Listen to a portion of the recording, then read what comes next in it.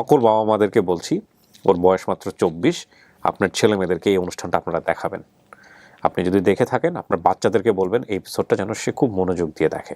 তখন আমি নিরুপায় হয়ে বাসায় আমি জানালাম যে আমাকে জমি বিক্রি করে হোক অথবা যেভাবে হোক আমাকে একটা ল্যাপটপ নিয়ে দেন। মানে আমার যে অ্যাকচুয়ালি প্রবলেমটা উনি এটা বুঝতো না। এমনও হয়েছে যে আমাদের ওখানকার যে পিয়ন ছিল ওনার দ্বারা আমাকে একটা চড়ও মারছে ওনার মাধ্যমে। যেদিন আমি কলেজ লাইফটা আমার শেষ করছিলাম, আমার সার্টিফিকেটগুলো তুলতে গেছিলাম ওই কলেজে, ওই স্যার আমাকে এইভাবে বলছিল যে তুমি সার্টিফিকেট তুলে কি করবা? তুলে লাভ নেই, তুমি কিছু করতে পারবে না। আসসালামু আলাইকুম প্রিয় দর্শক এবং শ্রোতা, সর্ব অবস্থায় আল্লাহ আমাদের সবার মঙ্গল করুক সেই দোয়া এবং শুভকামনা জানিয়ে শুরু করছি ব্র্যান্ডিং বাংলাদেশের আরো একটি এপিসোড। কি নাম আপনার? আসসালামু আলাইকুম ভাইয়া। ওয়ালাইকুম আসসালাম। আমার নাম শাহিন। শাহিন নাম হচ্ছে মোহাম্মদ শাহিনুর রহমান। ডাকনাম শাহিন। ডাকনাম শাহিন। আপনি এসেছেন কোথা থেকে? আমি এসেছি পঞ্চগড় জেলার আটোয়ারি থানা থেকে। গ্রামের নাম কি? গ্রামের নাম বড় দাপ। বড় দাপ। বড় দাপ। ওকে, সো বয়স কত এখন? আমার বয়স বর্তমান 24 ইয়ার্স। 24 বছর। 24 বছর বয়স। 24 বছর বয়স জীবনে কি করা যেতে পারে? 24 বছর বয়সে পঞ্চগড়ের এরকম একটা জায়গাতে বসে ব্র্যান্ডিং বাংলাদেশের গেস্ট, সবার একটু মনোযোগ দিয়ে শুনতে হবে। আমি যদি বলি, আমার বাবা একজন কৃষক এবং আমার মায়ের খুবই ছোট এবং ক্লাস মেবি 1 অথবা 2 এ পড়তো। সেই সময়টাতেই ওনার বিয়ে হয়ে গেছিল। এত অল্প বয়সে? যে অল্প বয়সে আমাকে আমার মা পড়তে বসাবে, যে কতে কোকিল বা এই টাইপের যে পড়াগুলো পড়ায় বর্তমানে, এগুলো আমি কোনো ধরনের সাপোর্ট পাইনি। বাট আমাকে বলতো তুমি পড়ো। তো এই প্রাইমারি স্কুলে যখন আমি ক্লাস 1 এ ভর্তি হই, তো এই ভর্তি অবস্থাতেই ক্লাস শেষ করে আমি আবার কি করতাম, আমার বাবা আমাকে কৃষিকাজে নিয়ে চলে যেত। গরু ছিল বড় বড়, যেগুলোকে আসলে ইন্ডিয়ান গরু বলা হয় তো সেই সময়টাতে। ওকে, যে তো ওই গরু দিয়ে মানে হাল চাষ শেখাইতো। হাল চাষ তো আপনি করতে পারবেন না, হয়তো বাবার সাথে একটু সহযোগিতা। যে সহযোগিতা করতেছি বা আমাকে শেখাচ্ছে যে এটা এইভাবে করতে হয় বা গরুকে কিভাবে কন্ট্রোলে নিয়ে আসতে হয়। হট করে আমার বাবা বলতেছে প্রাইমারি স্কুল আর পড়িও না, তুমি এক কাজ করে যে পাশে একটা কিন্ডারগার্টেন স্কুল আছে ওখানে ভর্তি হও। ওকে, কেন এটা বললো? এটা এখন আমার বাবা যে কি মনে হলো আমি ঠিক বুঝলাম না। সম্ভবত আমার যতটুকু, আমাকে অ্যান্সারটা দেয়নি, সম্ভবত আমার যতটুকু মনে হলো যে আমার পাশের বাসাতেই আরেকটা ছেলে ছিল, ও আবার ওই স্কুলে পড়ে, আমার সেম ইয়ার। ওকে, তো সম্ভবত ওর সাথে মিল রেখেই তো তখন কি করলাম, আমার বাবা আমাকে কিন্ডারগার্টেনে ভর্তি করে দিল। ওখানে তখন আমি ক্লাস প্লেতে ভর্তি হলাম। তো ক্লাস প্লেতে যখন কিন্ডারগার্টেনে ভর্তি হলাম, ভর্তি হয়ে গিয়ে দেখতেছি যে ওখানে যারা স্টুডেন্টস সবাই খুবই এক্সপার্ট, বাট আমি সেই শিক্ষাটা বা প্রাইমারি স্কুলে তেমন একটা পাইনি। যতটুকু পড়ছে ওদের সাথে আমি আসলে কুলায় উঠতে পারতেছি না। তো যখনই কুলায় উঠতে পারতেছি না, আমি আবার ছোটবেলা থেকে খুবই লাজুক টাইপের ছিলাম। টিচারদের সাথে কথা বলতে ভয় পাইতাম, আমার ফ্রেন্ড সার্কেলের সাথে কথা বলতে ভয় পাইতাম যে ওরা কি মনে করবে। তো আমি স্কুলে যাইতাম, সবার লাস্ট বেঞ্চে গিয়ে আমি বসে থাকতাম। মনে হয় 40 জন স্টুডেন্ট ছিল, তো 40 জনের মধ্যে সর্বশেষ রোলটা যে 40, সেটাই আমার রোল। ওকে ওকে। তখন আমার মধ্যে একটা ডিপ্রেশন ভাবটা যখনই চলে আসলো, আমি স্কুল যাওয়া বন্ধ করে দিলাম।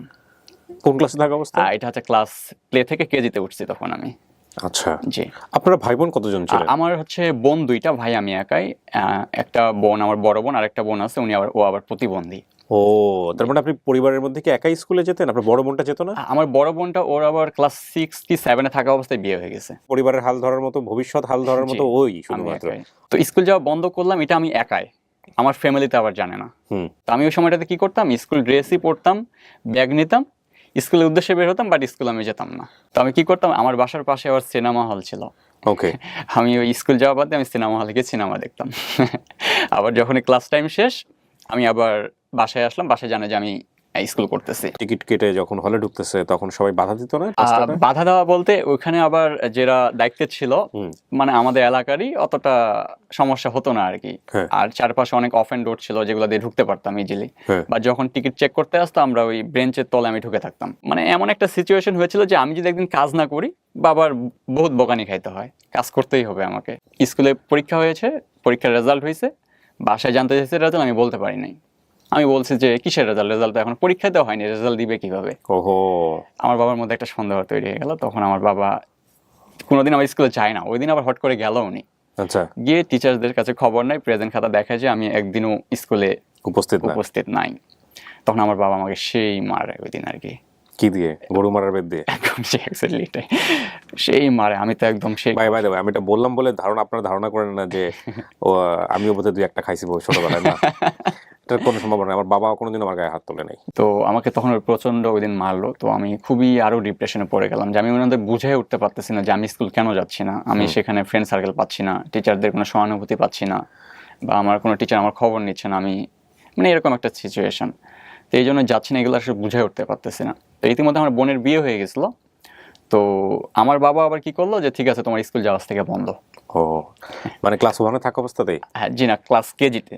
ওই সময়ে আপনি হাল চাষ থেকে শুরু করে এই ধান গাড়াটা সব করতেছেন? জি, এমনও গ্রামের স্কুলে গ্রামের ছেলেপেলেরা কিন্তু এরকমই হয়। হ্যাঁ, তারপর এমনও হয়েছে আমি যে ছোট ছিলাম, আবার ছোটবেলা থেকে একটু কালো টাইপের, আবার হচ্ছে আপনার হ্যাংলা পাতলা, গ্রামের ভাষায় যেটা বলে। তো আমি যে হাল চাষ করতে যেতাম না, আমার পাড়া প্রতিবেশী বা আমার নিকট আত্মীয়গুলো আমাকে অনেকে এভাবেও বলতো যে হালের ঘষে তোকে পুঁতে রাখবো, হ্যান ত্যান, মানে বিভিন্ন ভাবে বলতো। হালের ঘোষ বলতে ওই যে হাল যেটা দিয়ে যায় ট্রেনের মতো হয়, তোমাকে পুঁতে রাখবো, মানে এরকম অনেক কিছু বলতো। কারণ আমি তেমন একটা স্মার্ট ছিলাম না, বা গ্রামের ভাষায় যেরকম হয় আর কি। তো এরকম কথাগুলো বলতো, খুবই মন খারাপ হয়ে যেত যে আমি না এরকম হয়ে গেছি, তাই বলে আমাকে এইভাবে বলবে সবাই। তো এরকম কথাগুলো বলতো। তো আমার বাবা তখন বললো যে ঠিক আছে, তুমি যদি স্কুলে যাচ্ছ না, তাহলে একদম তুমি ফুল কৃষিতে ঢুকে যাও, তোমার আর পড়ালেখা করার দরকার নেই। তো ঠিকই আমার বাবা ওইটাই করলো, আমাকে আর স্কুলে যেতে দিচ্ছে না। এমন হয়েছে বড় বড় যে মেশিনগুলো থাকে, জমি বাড়িতে পানি দিতে হবে, তাছাড়া তো ধান হবে না, সেগুলো আমি নিজে স্টার্ট দিতাম। একটা সময় এরকম হয়েছিল, আমার বাবা একদিন ছিল না, ওই যে ড্রাম থেকে তেল বের করতে গেছিলাম আমি। ড্রাম থেকে তেল বের করতে গিয়ে, আমি তো ছোট বাচ্চা, বুঝি না, তো আমি তেলটা জার কিনে না নিয়ে আমি ঢোক করে যেটা গিলে খাই আমরা বলি, আমি প্রায় 1 লিটারের মতো তেল খেয়ে ফেলছিলাম।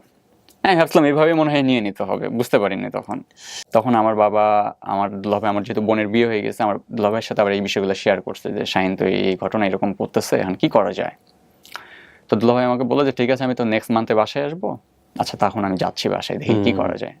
আমার দুলাভাই উনি আবার মাস্টার্স কমপ্লিট করে ব্রাকে জব করতো।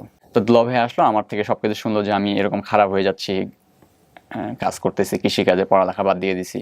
তখন দুলাভাই বললো না, এইভাবে তো করলে হবে না, পড়ালেখার একটা গুরুত্ব আছে। যেহেতু উনি মাস্টার্স পাস, পড়ালেখার গুরুত্ব উনি বুঝতেছে।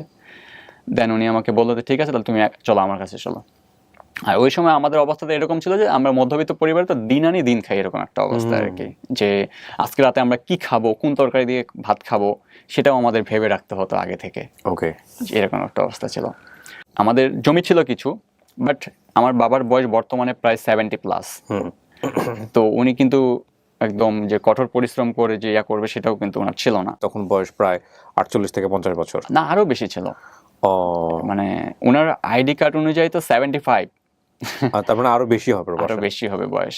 মানে আমি অনেক পরে আর কি জন্ম নিয়েছি, আমার 2টা বোন মারা গেছে এর আগে। আচ্ছা আচ্ছা, সো ওনার আসলে ওই বলটা ছিল না, বলটা, শক্তিটা ছিল না। তো সবাই ভাবতো যে না, হ্যাঁ ওদের আর কিসের অভাব, কিন্তু আমরা আসলে যে একটা অভাবের মধ্যে দিয়ে যাচ্ছি, কাউকে বলতেও পারতেছি না, মানে এরকম একটা সিচুয়েশন আমাদের। তো আমার দুলাভাই তখন বললো ঠিক আছে, যেহেতু একটু অবস্থা খারাপ, তাহলে তুমি এক কাজ করো, আমার সাথেই চলো। উনি তখন গাইবান্ধাতে ছিল, তো এই ছোট অবস্থায় তখন আমাকে গাইবান্ধাতে নিয়ে চলে আসলো। গাইবান্ধাতে নিয়ে আসে এখানেও প্রাইমারিতে আমাকে ভর্তি করে দিল ক্লাস 2-এ। আচ্ছা, যেহেতু আমি প্রাইমারিতে 1-এ পড়ছিলাম, গ্যাপ ছিল, তো 2-এ আমাকে ভর্তি করাই দিল। তো 2-এ যখন ভর্তি করাই দিল, এখানে আবার নতুন ফ্রেন্ড সার্কেল, সবার সাথে পরিচয় হবো, বা আমার সাথে কেউ যেন, আমার ছোটবেলা থেকে এরকম একটা সিচুয়েশন যে আমার সাথে কেউ কথা বলতে চায় না, বা আমার সাথে কেউ কথা বলে না, আর আমিও লাজুক টাইপের, কারোর সাথে আমি কথা বলি না। দ্যাটস ওয়াই আমার কোনো ধরনের ফ্রেন্ড সার্কেল তৈরি হতো না। তো এইটা আমাকে আসলে খুবই একটা মানসিক চাপে রাখতো, যে একটা জায়গায় যাবো, পড়বো, বন্ধু বান্ধবের সাথে মিশবো, আড্ডা দিব, তা আমার সাথে এটা হচ্ছে না কেন। আমি আবার স্কুল যাওয়া ওখানে বন্ধ করে দিলাম। ইতিমধ্যে আমার দুলা ভাইয়ের আবার ট্রান্সফার হয়ে গেল। উনি তখন ট্রান্সফার হলো জয়পুরহাটের কালাই থানার মাত্রা ইউনিয়নে। তো এখানে এসে তখন দুলাভাই কি করলো আমাকে, কারণ দুলাভাই যেটুকু স্যালারি পেত ওইটা দিয়ে আবার নিজের পরিবার চালা, আবার বাসায় পাঠানো, আবার আমি আছি ওখানে। তো যদি কিন্ডারগার্টেনে দেয়, ওখানে তো একটা মাসিক চার্জ আছে, খরচ আছে। তো বলতেছে যে তাহলে তোমাকে ওখানে না দিয়ে তোমাকে আমি ব্রাক স্কুলে দিই। উনি যেহেতু ব্রাকে জব করতো, উনি তখন আমাকে ব্রাক স্কুলে দিয়ে দিল। 3-তে ভর্তি করায় ওখানে এরকম হলো যে আমার থেকে সব সিনিয়র ওরা। তো ওদের সাথে আমি আসলে তাল মিলাই উঠতে পারতেছি না ওদের পড়ালেখার সাথে। ব্রাক স্কুলে আবার এরকম একটা রুল ছিল যে কেউ যদি স্কুলে না যায়, ওকে আবার ধরে নিয়ে আসা হয়, বাসা থেকে গিয়ে ধরে নিয়ে আসা হবে। তো আমি এরকম 4-5 দিন যখন গ্যাপ করলাম, দেখি যে আমার যে আদার্স ফ্রেন্ডগুলো আছে, ম্যাডাম আমার বাসায় পাঠিয়ে দিয়েছে, যে বাসায় ভাড়া থাকতাম। তো ওরা আবার কি করছে, আমাকে নিতে গিয়ে আমি যাব না, ওরা আমাকে নিয়ে যাবে। আমি যাব না, ওরা আমাকে নিয়ে যাবে। একটা পর্যায়ে কি হয়েছে, একজন আমার প্যান্ট ধরে আর কি টানিয়ে গেছে। তখন তো আমি ছোট, ক্লাস 3-তে, যেহেতু বয়স আর কত হবে। তো খুবই লজ্জায় পড়ে গেলাম। যাই স্কুলে, দেখি না পারলেও বসে থাকবো। তো পরের দিন স্কুলে গেলাম, যাওয়ার পর আমাকে একটা প্রশ্ন জিজ্ঞাসা করা হলো যে বাংলাদেশের জাতীয় ফুল কি। তো আমি আবার যেহেতু কিন্ডারগার্টেনে পড়ছি ওখানে আবার সাধারণ জ্ঞান বইটা ছিল, তো এটা আমি আবার পড়ছি ওখানে। তো আমাকে জিজ্ঞাসা যখনই এটা করলো আমি তখন এটা তো খুবই সহজ। আমি আবার উত্তর দিয়ে দিলাম যে বাংলাদেশের জাতীয় ফুল শাপলা। তো সবাই আমাকে হাততালি দিয়ে দিল, ম্যাডাম সাব্বা তুমি তো ভালো পড়া পারো, তাও তুমি কেন আসতেছো না, মানে আমাকে ইন্সপায়ার করতেছে তারা আর কি। ওকে, আমি যদি বলি যে বাংলাদেশের নাম কি, বাংলাদেশের নাম কিন্তু গণপ্রজাতন্ত্রী বাংলাদেশ। তো আমার সিচুয়েশনটা এরকম ছিল, আমি এটা বলতে পারতাম না, আমি বলতাম গণপ্রজাতন্ত্রী মন্ত্রী বাংলাদেশ, মানে আরো যত অ্যাড করতে হয়। এটা অনেকেই করে, জি, এটা অনেকেই করে, মানে পারি না আমি আসলে বলতে। তো আমাদের যে বাসায় ভাড়া থাকতাম ওই বাসায়, এবং আমার ব্র্যাকের যে ম্যাডাম ছিল ওনার বাসা আবার কাছাকাছি। তো আমার দুলাভাইয়ের সাথে আমার বোনের সাথে ওনার একটা ভালো রিলেশনশিপ ছিল। তো উনি আমাদের বাসায় প্রতিদিন আসতো এবং আমাকে এক্সট্রা একটা সাপোর্ট উনি আমাকে দিত। বলছে ঠিক আছে তুমি তো ক্লাসে পারো না, তোমাকে আমি এই বিষয়গুলো বলি, এইভাবে এইভাবে করো। তো ম্যাডামটা আসলে ওনার খুবই ভালো ছিল আমার প্রতি এবং আন্তরিক, আমাকে খুবই ভালোবাসতো। তো উনি ওনার কথাগুলো আসলে আমার কেন জানি ব্রেনে চলে আসলো, গেঁথে গেল যে আসলেই তো আমার ম্যাডাম এইভাবে হেল্প করতেছে, আসলে আমার একটু পড়ালেখায় মন দেওয়া প্রয়োজন। এরপর ক্লাস 4-এ যখন উঠলাম, 4-এ ওঠার সাথে সাথে নতুন বই পাওয়ার সাথে সাথে আমি আবার পড়া ফুল দমই স্টার্ট করে দিলাম যে না আমাকে এবার ক্লাস ফার্স্ট হতে হবে, সবার থেকে ভালো রেজাল্ট করতে হবে, এরকম একটা টেন্ডেন্সি আমার মাথার মধ্যে চলে আসলো। তো তখন আমি ভালো করে পড়তেছি, ভালো একটা রেজাল্ট করতেছি, ম্যাডামও খুশি, আমার ফ্রেন্ড সার্কেলগুলো সবাই খুশি, এবং সবাই আমার থেকে হেল্প নিচ্ছে। একটা ভালো লাগা তৈরি হয়ে গেল যে না আমি এবার ক্লাসের মজা পেয়ে গেলাম, ক্লাসের মজাগুলো পেয়ে গেলাম। তো আমার এক্স্যাক্টলি মনে আছে এখনো যে আমি ক্লাস 4 থেকে ক্লাস 8 পর্যন্ত আমি কোনোদিন ক্লাস মিস করি নাই, রেগুলার ক্লাস করছি। তো এইভাবেই আমি তখন রেগুলার ক্লাসে যেতে শুরু করলাম, পড়ালেখা করলাম, সবাই ভালোবাসতে শুরু করলো। তখন তো আমাদের ডিভিশন ছিল, ক্লাস 5-এ তখন আমি ফার্স্ট ডিভিশন পেলাম। ওকে, জি। এখন তো ভর্তি হতে হবে ক্লাস 6-এ। তো দুলাভাই আবার বলতেছে আমি আবার যেই স্যালারি পাই এই স্যালারি দিয়ে তো আবার যদি ভালো একটা স্কুলে দিতে যাই তোমাকে, আবার বাসা থেকে তো তেমন একটা সাপোর্ট আমি পাচ্ছি না, যেহেতু তেমন একটা আর্ন নাই বাবার, তো এখন তোমাকে কি করা যায়। তখন আবার ওই ইউনিয়নে যেখানে আমরা ছিলাম ওখানে একটা আবার প্রি ক্যাডেট স্কুল ছিল। তো ওইখানে আসলে মাসিক নিতে হচ্ছে আপনার 350 থেকে 400 টাকা করে। তো তখন বলতেছে আচ্ছা ঠিক আছে তোমার পরিচালকের সাথে একটু কথা বলে দেখি উনি কিছু কম করে কিনা। তো ওই স্কুলে, একটা গ্রামের স্কুলে, পঞ্চগড় থেকে আসছি, এটা ওদের জন্য আর কি খুবই একটা ইয়া ছিল, মানে গর্বের ছিল আর কি যে এত দূর থেকে পড়তে আসছি আমি। তো আচ্ছা বললো যে ঠিক আছে যেহেতু আপনি এত দূর থেকে আসছেন 450 টাকা আপনাকে দিতে হবে না, আপনি 250 টাকা বা 300 টাকা এরকম একটা উনি ফি করে দিলাম, মানে আমার জন্য লেস করলো আর কি। তো এইভাবে যেতে শুরু করলো, আমি পড়তেছি, রেগুলার যাচ্ছি ক্লাসে। এই সময়টাতে আমার দুলা ভাইয়ের আবার কিডনিতে সমস্যা ধরে পড়ে যায়। জি, হট করে ধরা পড়ে গেল। তখন ওনার প্রতি মাসে ওষুধের পিছনেই অলমোস্ট প্রায় 8 থেকে 10,000 টাকা চলে যেত। উনি আর স্যালারি কত পায়, তখন আমার পড়ালেখার খরচ, এর মধ্যে আমার ভাগিনা ছিল, ওকেও আবার স্কুলে ভর্তি করা হয়েছে, ওর খরচ, আবার বাইরে বাসা ভাড়া থাকা, এ টু জেড তো কিনেই খেতে হয়। জি, মানে খুবই কষ্টের মধ্যে দিয়ে ফ্যামিলিটা যাইতে শুরু করলো যে আসলে কি করব। তো ক্লাস 6, 7, 8 এইভাবেই তখন আমি পড়ালেখা করতাম, এবং মাথায় আমার সবসময় কাজ করতো যে আসলে এইভাবে কষ্ট দিয়ে যে বড় হচ্ছে, আমি আর্ন করব কিভাবে, ইনকামের তো আমার করার প্রয়োজন আছে। তো একদিন আমার মাথার মধ্যে একটা আইডিয়া চলে আসলো যে আচ্ছা আমাদের ওইদিকে তো কচু বিক্রি হয়, আচ্ছা এখানে দেখি তো কচু বিক্রি করা যায় কিনা। কোন ক্লাসে তখন আপনি? ক্লাস তখন আমি 7-এ। ক্লাস 7-এ? জি, ক্লাস 7-এ কচু বিক্রি করবেন? জি, কালো কচু যেটা আমরা বলি। ওকে, দেখি যে আশেপাশে কচুগুলা হইছে।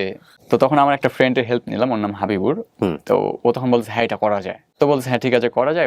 ওই সময় রমজান মাস ছিল। তো আমরা ফজরের সময় অর্থাৎ সেহরি খেয়েই ওর সময় আমরা হোস্টেল, মানে আমরা তখন আবাসে গেছিলাম আমি আর কি, রাতে আমরা দেওয়াল টপকে পার হয়ে ওর সময় আমরা কচু তুলতে চলে গেছি। কোথায়? এটা কার জমিতে? এটা রাস্তার পাশে যেগুলো হয়, রাস্তার পাশে যে কচুগুলো হয়, ছোট ছোট কচুগুলো। আচ্ছা, ওকে। জি, কালো কচু যেটা আয়রনের জন্য। তো ওইগুলো আমরা কি করছি, সকাল 6টা মানে ভোর হচ্ছে ওই সময়টাতে কেটে নিয়ে, কচুর ডগা নাকি গোড়া? ডগাটা। ডগাটা, জি।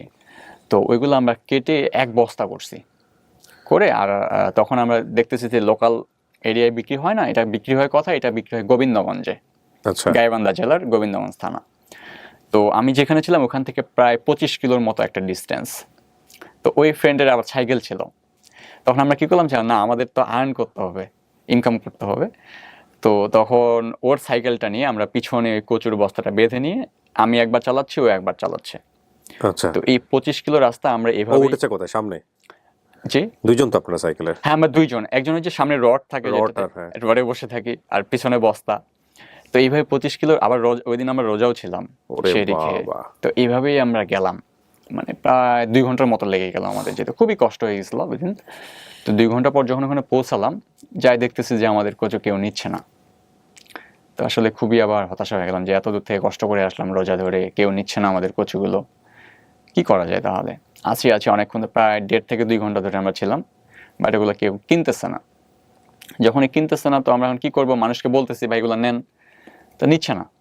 কেন যে নিচ্ছে না ঠিক আমি বুঝতেছি না, নাকি চেনে না ঠিক আমি বুঝে উঠতে পারতেছি না। তখন আমরা কি করলাম যে ঠিক আছে, যেহেতু আসলাম কেউ নিচ্ছে না, তো চলো ব্যাগ হয়ে চলে যাই। আবার নিয়ে আসে ওই পাশে একটা নদী ছিল, ওই বস্তা সহ নদীতে ফালাই দিয়ে আমরা আবার ব্যাগ হয়ে চলে আসলাম বাসায়, নিচ্ছে না। এরপর ভাবলাম কি ওই এলাকায় খুবই আলু চাষ হতো, বুঝছেন। তো ওই ফ্রেন্ডরা আলু চাষ করতো, বলতেছে ঠিক আছে এক কাজ করি, আমরা আলু কিনি, আলু কিনে বাজারে যদি আমাদের 2 টাকা করে লাভ হয়, তো সেখান থেকে আমাদের একটা ভালো প্রফিট হবে। তখন ভালো আইডিয়া তো। তো তখন কি করলাম আমরা, মানে মূল ইনভেস্টমেন্টটা ওর ছিল, মানে ও আবার গ্রামের ছিল তো ওখানকার, মানে সব ইচ্ছে নেয়, আবার এক্সপার্ট, আমার থেকে অনেক এক্সপার্ট আর কি ও। আবার ওর বাবারও আর্থিক অবস্থা ভালো ছিল, বলছে এটা করা যেতে পারে। তো মূল ইনভেস্টমেন্টটা তখন ও করলো, আমি ওকে খালি সময় দিচ্ছি যে ঠিক আছে। তখন আমরা কি করলাম, 1 মনের মতো আলু কিনছিলাম। আলু কেনার পর সেই আলুগুলো আমরা ওই মাত্রাই বাজারেই বসে আমরা তখন আবার বিক্রি করতে শুরু করলাম। তো মানুষজন আসতেছে, বলছে এই তুমি না হচ্ছে ওর শালা হও, তুমি এখানে কি করতেছ। তা আমি ওগুলা কানে নিতাম না, বলুক কি বলতেছে, আমার দরকার টাকা, আমি ইনকাম করব কিভাবে সেটা আমাকে আগে দেখতে হবে। তো দেখতেছি আলুগুলা বিক্রি হচ্ছে। তা দেখেন 1 মণ আলু বিক্রি করে প্রায় আমাদের 100 টাকার মতো লাভ হচ্ছে। এটা বিশাল ব্যাপার, 100 টাকা, আমরা তখন ছোট। তো ওই প্রথম ইনকামটা দিয়ে তখন আমি কি করলাম, যে 100 টাকা লাভ হয়েছে, আমার দেখি যে আমার ফ্রেন্ড সার্কেলে সবাই হাতে ঘড়ি পড়তেছে, আমার হাতে ঘড়ি নেই, সবাই সময় দেখতেছে যে কখন স্কুল ছুটি হবে, সময় দেখে বলে দিচ্ছে ওরা। তো আমার একটা ঘড়ির প্রয়োজন। তো এই 100 টাকা ভাগের মধ্যে ওর 50 টাকা, আমার 50 টাকা। তো এই বাজারে আবার লোকাল যে হকারগুলো ঘড়ি বিক্রি করে, তখন আমি প্রায় 35 টাকা না 40 টাকা দিয়ে একটা ঘড়ি কিনলাম। ক্যাসিও নিশ্চয়ই। জি, ক্যাসিও ঘড়িটা ছিল। তখন ওই 40 টাকা দিয়ে ঘড়ি, আমি তো খুবই খুশি যে আমার প্রথম ইনকাম দিয়ে আজকে আমি ঘড়ি কিনতেছি।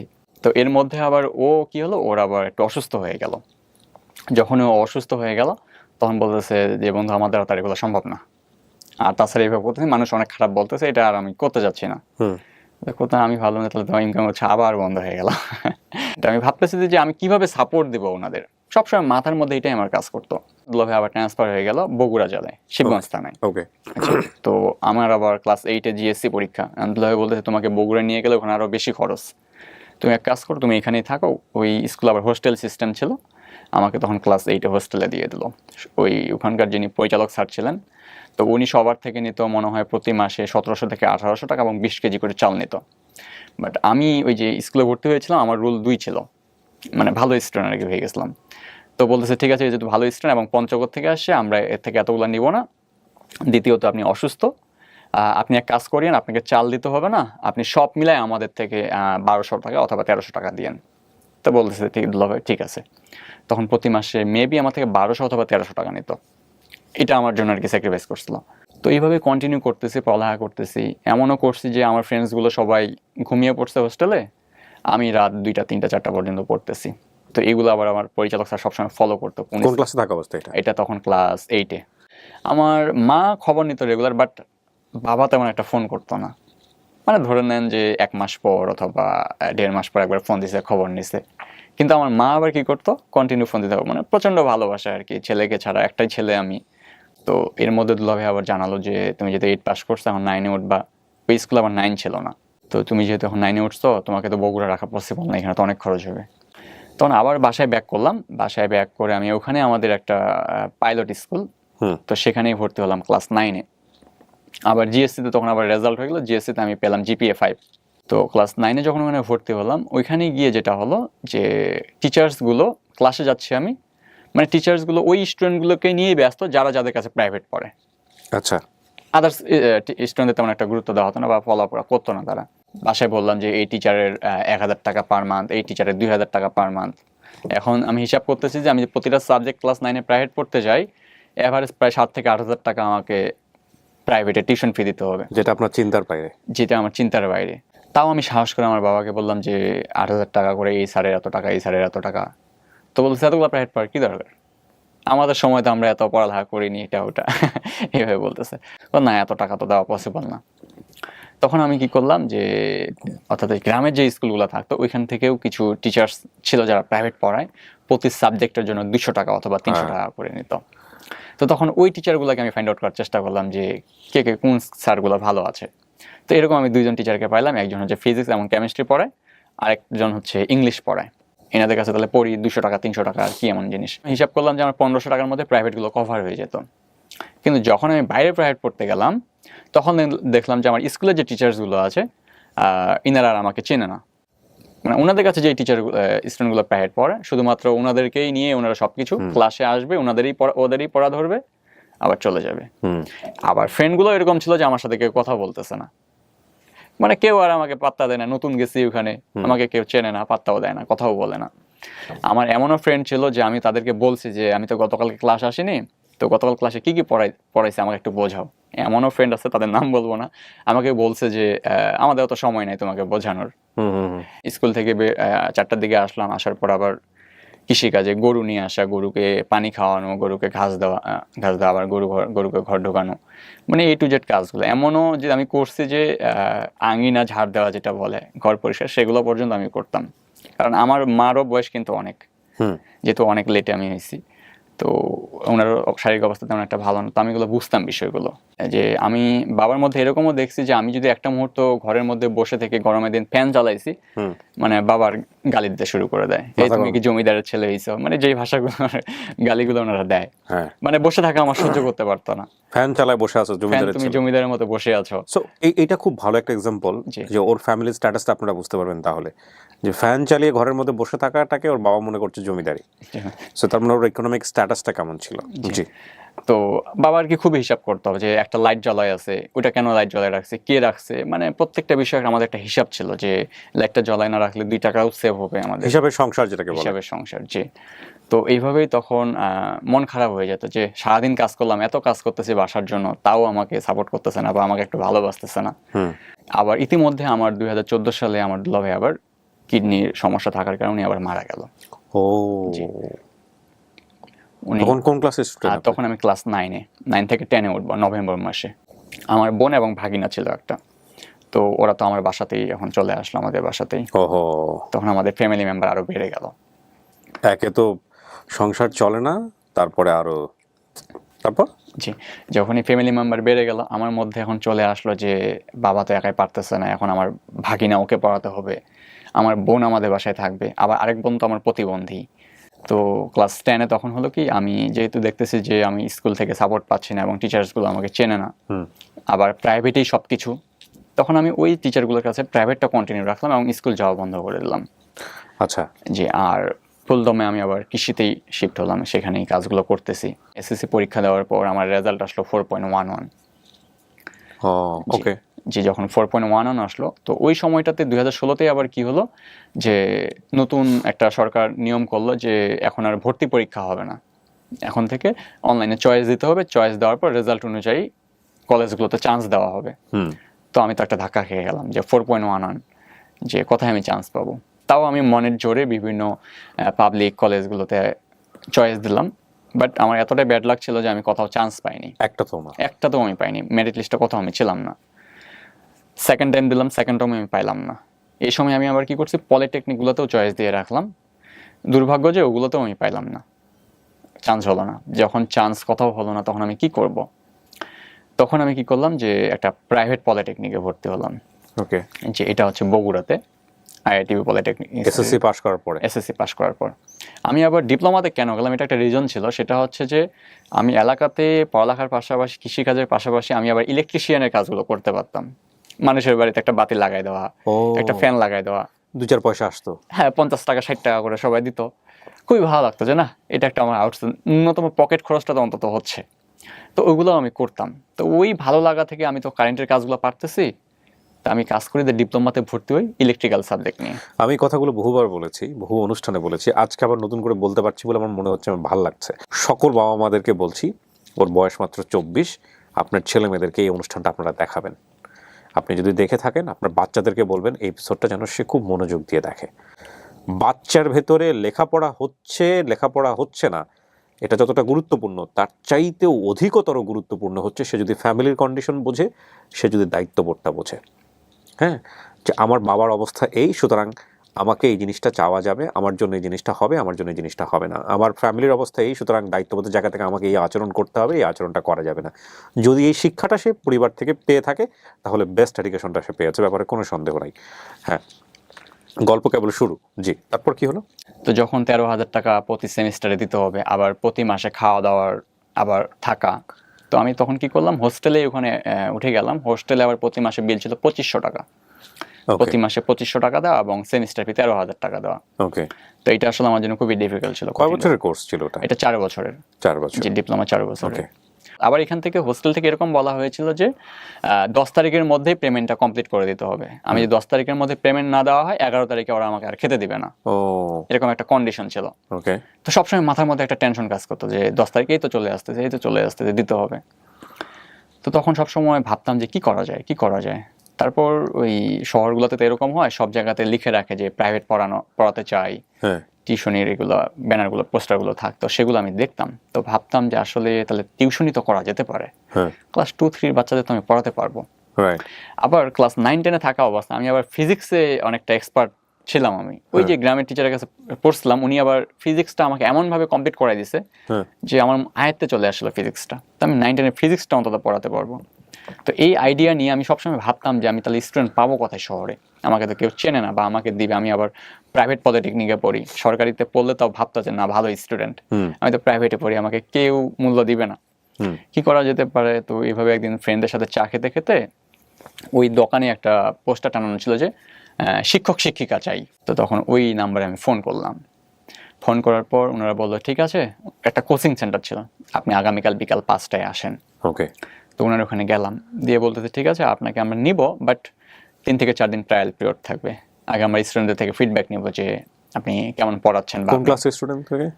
আমার তখন ক্লাস 2, 3, 4 এর ক্লাস নিতে দেওয়া হয়েছিল। তো আলহামদুলিল্লাহ ওই স্টুডেন্টগুলো সবাই পরিচালক স্যারকে ফিডব্যাক দিচ্ছে, না স্যার অনেক ভালো, আমরা ওনার কাছে পড়বো। তখন বলতে ঠিক আছে শাহিন সাহেব, আপনি তাহলে আগামীকাল থেকে পার্মানেন্ট আসেন আমাদের এখানে। তো আমি কি করতাম, তখন সন্ধ্যা 6টাতে ক্লাস শেষ করে দিয়ে আবার হোস্টেলের সাথে সাথে উঠেই ড্রেস চেঞ্জ করে আবার সাথে সাথে আবার কোচিংয়ে দৌড়াইতাম যে না আমাকে কোচিংয়ে টাইমে জয়েন করতে হবে। আর এর মধ্যে আবার একটা বিষয় ছিল কি, যে আমাকে পার মান্থ কত টাকা দেওয়া হবে সেটা আমার সাথে আবার চুক্তি হয় নাই। উনি বলছে ঠিক আছে তোমার বিবেচনা করে আমি দিব। তাই ভাবলাম যে আমি একটা জব পাইছি, আমার জন্য এটাই বিশাল কিছু। আর মাথার মধ্যে এরকম একটা কাজ করতো যে আমি যদি আমার স্টুডেন্টদের ভালো পড়াতে পারি, হয়তো বা অভিভাবক গার্ডিয়ান আমাকে হয়তো বা তাদের বাসায় পড়ানোর অফার দিতে পারে। মাস শেষে তখন আমাকে উনি 700 কি 800 টাকা আমাকে দিল। খুবই মানে হতাশ হয়ে গেলাম যে 7 থেকে 800 টাকা এক মাস এইভাবে কষ্ট করে আসতেছি, যে এটা আমি এখন কিভাবে চলবো, আমার তো হোস্টেল বিলটাও হচ্ছে না। তাও ভাবলাম না আমি এখানে পড়াই, আমার যদি একটু ব্র্যান্ডিং তৈরি হয়, আমাকে যদি স্টুডেন্টগুলো সবাই আমাকে একটু ভালো মনে করে, হয়তো আমি বাসার একটা অফার পাবো। তো এই অবস্থাতেই আমি করতে করতে একজন স্টুডেন্ট ঠিকই তার অভিভাবক আমাকে বললো যে তুমি কি আমার ছেলেটাকে পড়াতে পারবে বাসায় গিয়ে, তোমাকে প্রতি মাসে আমরা 1500 টাকা করে দিব, আর তোমাকে সব সাবজেক্টগুলোই পড়াইতে হবে। ও তখন ক্লাস 4-এ ছিল। আবার রাত 8টার দিকে 9টার দিকে টিউশনিটা নিব, সেটাও হচ্ছিল না, কারণ হোস্টেলের গেট 8টার মধ্যে বন্ধ হয়ে যেত। 9টার পর যদি আমরা কেউ ঢুকি হোস্টেলে আর ঢুকতে দিবে না, মানে পুরো একটা রুলসের মধ্যে দিয়ে চলতো। তো তখন আমি ভাবলাম যে না আমার রাতের খাবারটা মিট যাক, তাও আমি 1500 টাকা এখানে পাবো, আমার হোস্টেলের বিলটা অন্তত হবে, আর বাসা থেকে যেটা দিবে আমার পকেট খরচ হয়ে যাবে ইনশাল্লাহ। আবার সেমিস্টারের বই কিনা, সেমিস্টার ফি আছে। তো এইভাবেই হয়ে যাচ্ছিল। হতে হতে তখন এরকম হতো যে মাথায় কাজ করতো যে এরকম বা বিভিন্ন পোস্টারগুলো দেখতাম যে ফ্রিল্যান্সিং করে আর্ন করুন, এখান থেকে ইনকাম হয়, এটা কাজ করলে এত ইনকাম হয়, সবসময় এগুলো দেখতাম এগুলো কীভাবে করে অনলাইনে। তখন আমার তো একটা ফোন ছিল, প্রথম যে ফোনটা কিনছিলাম সেই ফোনটার দাম 3000 টাকা কি 4000 টাকা, সেকেন্ড হ্যান্ড ফোন কিনছিলাম। তো ভাবছিলাম আচ্ছা দেখি তো ইউটিউব যেহেতু চালাতে জানি, ইউটিউবে সার্চ করলাম যে হ্যাঁ আসলে ফ্রিল্যান্স থেকে আর্ন হচ্ছে, ইনকাম করা যাচ্ছে। তো ভাবলাম আচ্ছা দেখি তো কীভাবে করা যায়, বিভিন্নভাবে ট্রাই করতে শুরু করলাম। তো দেখতেছি সব জায়গাতেই যে ল্যাপটপ ছাড়া কাজ হবে না, কিন্তু এত তো আমার অ্যাবিলিটি নেই যে আমি একটা ল্যাপটপ কিনবো, কারণ তখন ল্যাপটপগুলোর দাম ছিল 45,000 টাকা, 50,000 মিনিমাম, যে সর্বনিম্ন Core i3 যেটা ছিল, এটা তো আমার দ্বারা হবে না। তাও কি করতাম যে ফোনেই যতটুকু পারতাম করতাম, এবং বিভিন্ন ভিডিও এরকম আসতো যে 1 ঘন্টা কাজ করলেই 500 টাকা বিকাশের মাধ্যমে পেমেন্ট, 2 ঘন্টা কাজ করলেই 200 টাকা রকেটের মাধ্যমে পেমেন্ট। ইউটিউবের এই থাম্বনেইলগুলো আসলে সবসময় সবাই যে করেন তা না, অনেক সময় এটা করা হয় বিকজ অফ মানুষকে অ্যাট্রাক্ট করার জন্য, হ্যাঁ, এবং এই অ্যাট্রাকশনটা কিছুটা হাওয়াই মিঠাইয়ের মতো, মানে অ্যাট্রাকশন পেয়ে আপনি ভিডিওটা দেখা শুরু করলেন, ভিতরে আপনি যা চাইলেন সেটা নাই। কিছু নেই। হ্যাঁ, করতে গিয়ে দেখি যে আমার পেমেন্ট পাওয়ার কিছুই নেই, শুধুমাত্র আমার এমবিটা যে কিনছিলাম ওই টাকাটাই আমার লস। তখন একটু মনে মনে ভাবলাম যে এমন একটা কাজ করতে হবে যে যেটার মাধ্যমে আসলে আমি একটা লং টার্ম আর্ন করতে পারবো, এরকম কোনো কাজ আছে কিনা। তো তারপর দেখতাম যে ফ্রিল্যান্সিং কথাটা, তো ফ্রিল্যান্সিংটা তখন আমি এতটা বুঝতাম না যে ফ্রিল্যান্সিং কি। তখন আমি ইউটিউবে এক্স্যাক্টলি ওই কিওয়ার্ডটা লিখেই সার্চ করলাম। তখন কিছু কিছু রিয়েল যে ফ্রিল্যান্সার ছিল তাদের ভিডিওগুলো আমি পেয়ে গেলাম যে হ্যাঁ এইভাবে আর্ন করা যায়। তখন আমার মাথার মধ্যে একটা আইডিয়া চলে আসলো যে না, তাহলে এই ভিডিওগুলোকে আমাকে দেখতে হবে। আপনি তখন ডিপ্লোমা কোন ইয়ার? তখন আমি ফার্স্ট সেমিস্টারেই ছিলাম, ফার্স্ট সেমিস্টার শেষে আমার সেকেন্ড সেমিস্টারে আমি উঠবো ওকে, ওই সময়টাতে। তো এটা আসলে করা যায়। তখন ভাবলাম তাহলে তো আমাকে দেখি তো এই কাজগুলো শিখি। তো শিখতে গিয়ে দেখি ল্যাপটপের একটা প্রয়োজন আছে, তাও আমি ফোনে যেভাবে একটু চেষ্টা করতাম। তো ওরা দেখাই তো আপওয়ার্ক থেকে এত টাকা ইনকাম করছে, ফাইবার থেকে এত ডলার ইনকাম করছে। তা আমিও আবেগপ্রবণ হয়ে সেগুলোতে অ্যাকাউন্ট করতাম, কোনো কারণ ছাড়াই, কোনো কারণ ছাড়া যে হ্যাঁ এখানে অ্যাকাউন্ট করলে মনে হয় আমার ইনকাম হয়ে যাবে আজকে। জি, তো অ্যাকাউন্ট করতাম। তো ওখানে তো টাইটেল দিতে হয়। হ্যাঁ, তো আমি টাইটেল এভাবে দিছিলাম যে আমি বাংলাদেশ থেকে, অথবা আমাকে একটা কাজ দেন। আল্লাহ, ওই যে পরীক্ষার খাতায় অনেকে খারাপ লিখলে লিখে দেয়, স্যার লেখাপড়া তো করতে পারেন না স্যার, কোন রকম পাস করাই পাস দিন। করাই দিন। ওর অবস্থা হয়েছে তাই। এরকম আমি করতাম। আমি ভাবলাম এটাই টাইটেল, আর কি দিব। স্যার আপনি পাস না করালে এবার আমার বিয়ে হবে না। বিয়ে হবে না। আর যেদিনই অ্যাকাউন্ট করি ওই দিন বিকালেই ভাবতেছি এই মনে হয় কাজ চলে আসছে আমার। একটু পরে ফোন চেক করতেছি, দেখি না কিছুই নেই, কোনো ক্লায়েন্টের মেসেজ নেই, কিছু নেই। আবার ডেইলি ভিডিওগুলো কিন্তু দেখতেই আছি আমি। তো ভাবলাম যে না, এইভাবে তো করলে হচ্ছে না। আচ্ছা দেখি তো ওনারা কি কিভাবে করছে, ওনারা কি কি বলতেছে। তো প্রত্যেকটা বিষয় আমি নোট করতে শুরু করলাম। আচ্ছা ওনারা তো বলছে একটা প্রফেশনাল ইমেজ দিতে হবে, একটা প্রফেশনাল টাইটেল দিতে হবে, এবং একটা নির্দিষ্ট স্কিল গেইন করতে হবে। সেই স্কিলগুলো তাহলে কি হতে পারে। ওকে, তখন ওখানে বিভিন্ন স্কিলের কথা বললো, যে graphics design, web development, web design, app development, digital marketing, admin support. তো সেগুলো আমি দেখতে যেতাম। যেমন প্রথমে আমি অ্যাপ ডেভেলপমেন্ট দিয়ে শুরু করছিলাম, ওয়েব ডেভেলপমেন্ট দিয়ে আমি শুরু করছিলাম, HTML CSS। তো সেগুলো আমি করতে যেতাম, কিন্তু আমার মাথায় কিছুই ঢুকতো না। যা দেখতাম সব মাথার উপর দিয়ে আমার চলে যাচ্ছে, যে আমি পারতেছি না। দ্বিতীয়ত আমার ফোন, যে সফটওয়্যারগুলো ছিল ওগুলো তো আমি ইনস্টল করতে পারতেছিলাম না। আপনার যে ভিজুয়াল স্টুডিও এই ধরনের কিছু সফটওয়্যার ছিল যেগুলোর মাধ্যমে আসলে কোডিংগুলো করতে হয়, তো সেটা তো আমার নেই। তো ফোনেই যতটুকু পারতাম আমি করতাম, কিন্তু আসলে দেখেন যে ইমেজ অ্যাড করতে গেছে ইমেজটা আপলোড হয় নাই, কন্টেন্ট অ্যাড করতে গেছে কন্টেন্ট অ্যাড হয় নাই, মানে একটা হজবরল অবস্থা। তো ভাবলাম যে না, এটা আমার দ্বারা হবে না। তখন এই করতে করতে একটা চ্যানেল পেলাম, সেটা হচ্ছে উনি দেখাচ্ছে যে লিড জেনারেশনে কাজ করা যায়, ডাটা এন্ট্রি কাজ করা যায়, 1 ঘন্টায় কাজটা শেষ হয়ে যাবে, এই ধরনের কিছু থাম্বনেল ইউজ করে। তবে হ্যাঁ, ওই ভিডিওগুলো আমি অন করতাম এবং খুবই ইনফরমেটিভ, মানে খুবই ইনফরমেশন ছিল ওগুলোতে, এবং অনর্থক কোনো কথা ছিল না। তখন ভাবলাম যে এই কাজটা তো অনেক সহজ, এটা এইভাবে করতেছে, এটা এইভাবে করতেছে, খুব ইজিলি তো হয়ে যাচ্ছে। তখন ওইটার প্রতি কেমন জানি আমার একটা ইচ্ছা শক্তি চলে আসলো, প্যাশন চলে আসলো, যে না এটাই আমি করতে পারবো। তখন ওনার ওই ভিডিওগুলো পুরো যত প্লে লিস্ট ছিল, পুরো ভিডিওগুলো আমি দেখতে শুরু করলাম, A to Z, কোনো কথা ওনার বাদ দিলাম না। প্রতিটা ভিডিও দেখে এবং আমি চর্চা করতেছি যে হ্যাঁ আমি পারতেছি। কিন্তু পারতে গিয়ে একটা প্রবলেম হচ্ছে যে বিভিন্ন এক্সটেনশন অ্যাড করতে হয়, সেটা আসলে মেনলি ফোনে পসিবল হচ্ছে না, একটা ল্যাপটপের বা একটা পিসির প্রয়োজন হবেই। তখন আমি নিরুপায় হয়ে বাসায় আমি জানালাম যে আমাকে জমি বিক্রি করে হোক অথবা যেভাবে হোক আমাকে একটা ল্যাপটপ নিয়ে দেন। আমার বাবা তো একদম রেগে অবস্থা খারাপ। ছেলে তো আমার শেষ হয়ে যাচ্ছে, যে ছেলে আমার একটা ফোন নিছে, এখন আবার ল্যাপটপ নিবে, এ তো আমাকে ধ্বংস করবে। হ্যাঁ, তো বিভিন্ন গালিগালাজ। তো মনটা খারাপ হলো। তারপর বলছি ঠিক আছে, ল্যাপটপ যেহেতু নিয়ে দিবেন না, আমি ভাত খাবো না। আর আমি বাসায় ভাত খাওয়া বন্ধ করে দিলাম। আমার মনের ভেতরে একটা তীব্র ইচ্ছা ছিল যে আমি যদি ল্যাপটপটা কোনোভাবে পাই, আমি ইনশাল্লাহ এখান থেকে ইনকাম করতেই পারবো, এরকম একটা প্রবল ইচ্ছা ছিল আমার। কিন্তু ল্যাপটপটা দিয়ে দিচ্ছে না। আমার টিউশনির টাকা থেকে জড়ানো প্রায় 8 থেকে 10 হাজার টাকার মতো ছিল। তো ওই টাকা দিয়ে তো আর ল্যাপটপ হবে না। বাসায় বলতেছি যে একটা যেভাবে আমাকে ল্যাপটপ নিয়ে দেন, বাবাও শুনতেছে না। তো তখন আমি কি করলাম, খাওয়া দাওয়া বন্ধ করে দিলাম, যে আমি আর খাবো না ভাত। আমি এরকম 2-3 দিন না খেয়েছিলাম, মানে ল্যাপটপের জন্য, যে আমাকে লাগবে, আপনি যতই কষ্ট থাকেন আমাকে দিতে হবে। তখন আমার বোন আমার বাসাতেই যেহেতু আছে, আমার বড় বোন, উনি তো বাইরে ঘুরছে, আবার এগুলো সম্পর্কে উনি একটু অবগত যে না, একটা স্টুডেন্টের ল্যাপটপ প্রয়োজন। আবার বাবাকে আমি এভাবে বলছিলাম যে আব্বা আমাকে ল্যাপটপটা নিয়ে দেন, আমার কলেজে লাগবে। আমি কি করবো এটা আর বলি নাই। তো বলতেছে কলেজ থেকে নিতে হবে, তাহলে তো নিতে হবে এবার ল্যাপটপটা, যেহেতু কলেজে প্রয়োজন, পড়ালেখা তো করতে হবে। আমি তখন কি করছি, ল্যাপটপের জন্য যে খাওয়া দাওয়া করতেছি না, আবার কলেজে যাওয়া বন্ধ ছিল প্রায় 8 থেকে 10 দিন। আমাদের ওখান থেকে সিআই ম্যাডাম আবার হচ্ছে আমার বাবাকে ফোন দিছে যে শাহিন কেন কলেজে আসতেছে না। আমার বাবা তখন বলছে যে তোমরা কি শুরু করেছেন, মানে গ্রামের ভাষায়, যে ল্যাপটপ ছাড়া কলেজ করা যাবে নি, ল্যাপটপ প্রয়োজন, তাছাড়া ক্লাস করা যাবে না, আপনারা বলে এইভাবে বলছেন। তখন আমার ম্যাডাম বলছে না তো, আমরা এগুলো কখন বললাম, আমরা তো ল্যাপটপের কথা কখনো বলিনি, এগুলো আপনাকে শাহিন মিথ্যা কথা বলছে। আমার বাবা তো একদম রেগে শেষ, যে সত্যিটা জানে গেছে। বাসায় গিয়ে ওই বয়সেই আবার আমাকে ধরতে গেলে একটু মারধর করছে আর কি আমাকে, যে তুই ল্যাপটপটার জন্য পাগল হয়ে গেছিস, তোকে ল্যাপটপ নিয়ে দিতে হবে, কি এমন ল্যাপটপে করবি। তখন আমি মানে একটু বড় গলায় বললাম যে আপনি আমাকে ল্যাপটপটা একবার নিয়ে দিয়ে দেখেন না আমি কি করতেছি, দেন ল্যাপটপ দিয়ে ইনি এই করছে উনি এই করছে, আর আমি একটা ল্যাপটপ নিবো সামান্য, আমার কি দিচ্ছেন আজ পর্যন্ত, মানে মন খারাপ করে এবং বিভিন্নভাবে কথাগুলো বলতেছি যে আমাকে একটা ল্যাপটপ আপনি নিয়ে দেন যেভাবে হোক। আর এর মধ্যে তো খাচ্ছি না। তখন আমার বোন তখন আমার বাবাকে বুঝাইছে যে আচ্ছা একটা ল্যাপটপ নিয়ে দেন, দেখি কি করে ও, একটাই তো ছেলে, একটাই তো ছেলে, হ্যাঁ প্রায় 1 শতক জমি খাবে, পুরোটা সম্পত্তি তারা খাচ্ছে না, একটা ল্যাপটপ যেভাবে নিয়ে দেন। তখন আমার বাবা কি করলো, আমি বলছিলাম আবার যে আমার কাছে 10,000 টাকা আছে, আপনি কিছু টাকা দেন। তখন আমার বাবা আবার কি করলো, 10,000 টাকা দিল, তার 10,000 আমার 10,000, 20,000 টাকা। এর মধ্যে আবার সিঙ্গার শোরুম কি করছে, কিস্তিতে ল্যাপটপ দিচ্ছে, এই সোর্সটা আমি পেয়ে গেলাম। তখন আমরা কি করলাম, বাবা মা সহ ওই যে সিঙ্গার শোরুমে গেলাম, গিয়ে তখন একটা 43,000 টাকা দিয়ে ল্যাপটপ নিলাম, 20,000 টাকা ডাউন পেমেন্ট, বাকি 23,000 টাকা কিস্তিতে দিতে হবে। প্রথম ল্যাপটপের কনফিগারেশন কি ছিল? প্রথম ল্যাপটপটা ছিল Core i3 7 জেনারেশন, আর র্যাম ছিল হচ্ছে 4GB। 4GB? জি। আর ল্যাপটপের ওগুলো আমি কিছুই বুঝি না। সিঙ্গার থেকে ল্যাপটপটা ছিল HP ব্র্যান্ডের। ও HP এর? জি জি। আচ্ছা, ওনারা হচ্ছে ইনস্টলমেন্টে বিক্রি করতো।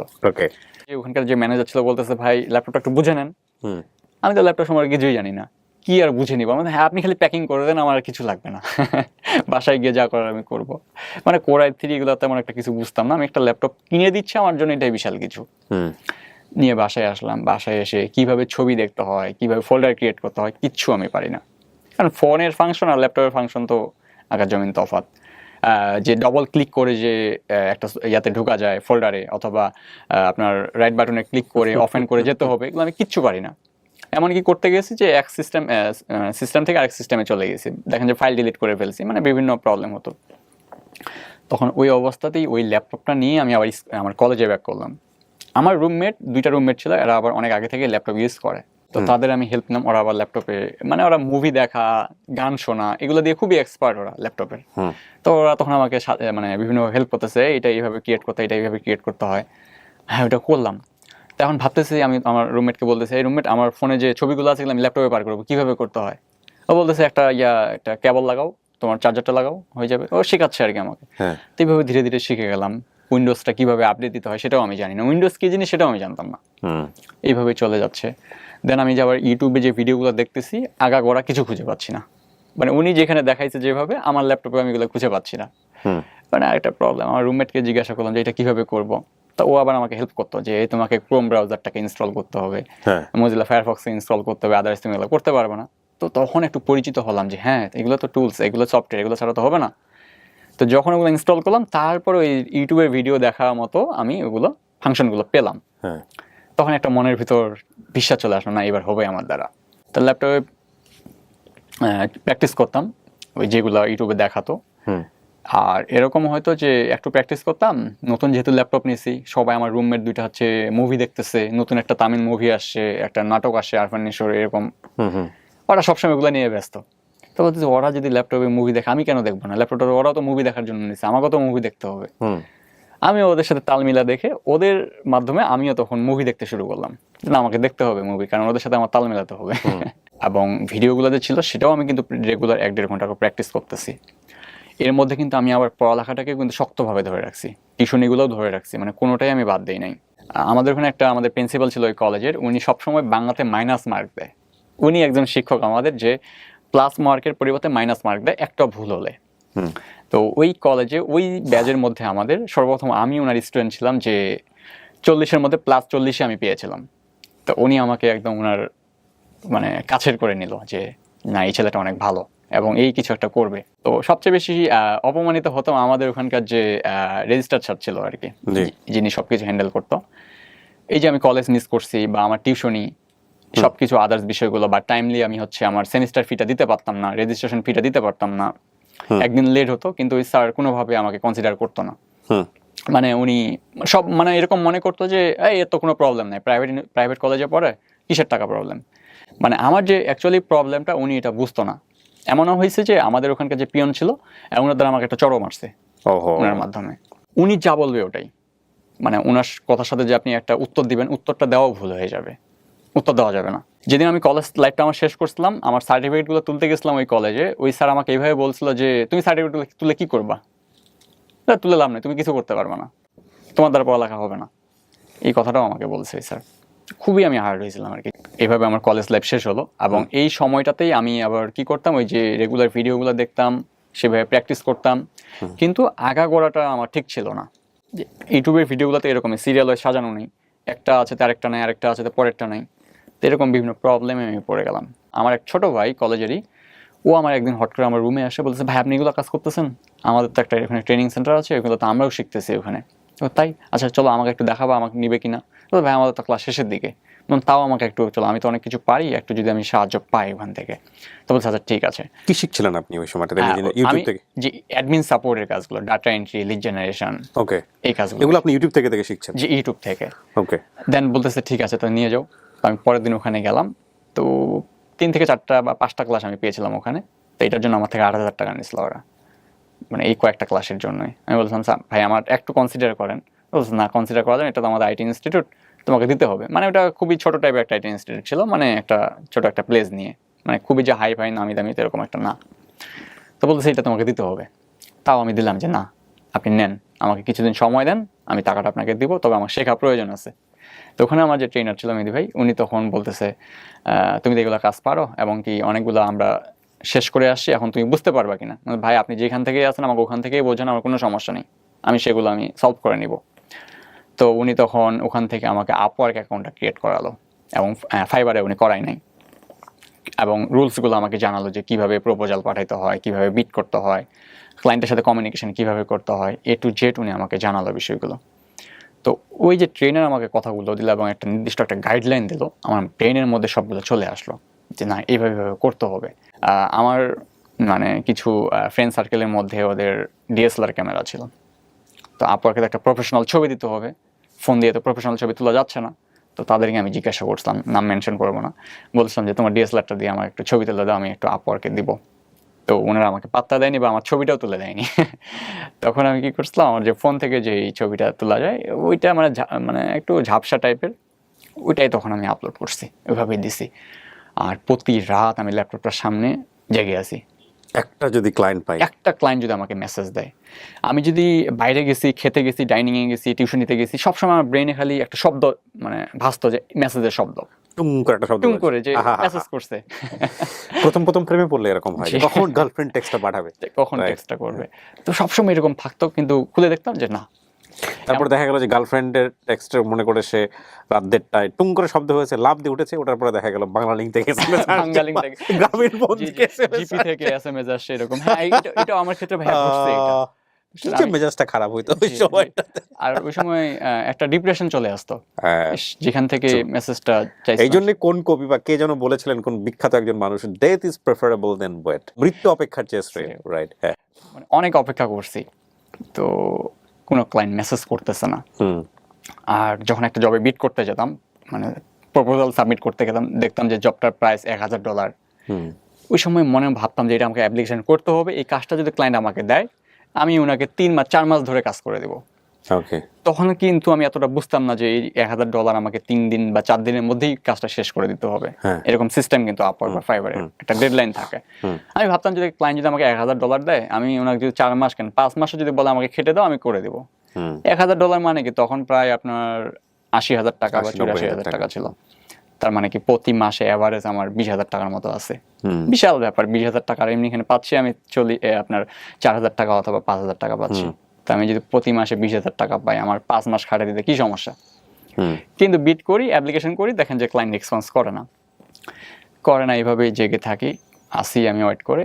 এর মধ্যে কি হলো, ওই ব্যাচে যে আরো কয়েকজন ছিল, ওরা জানালো যে ওদের একজন কাজ পেয়ে গেছে।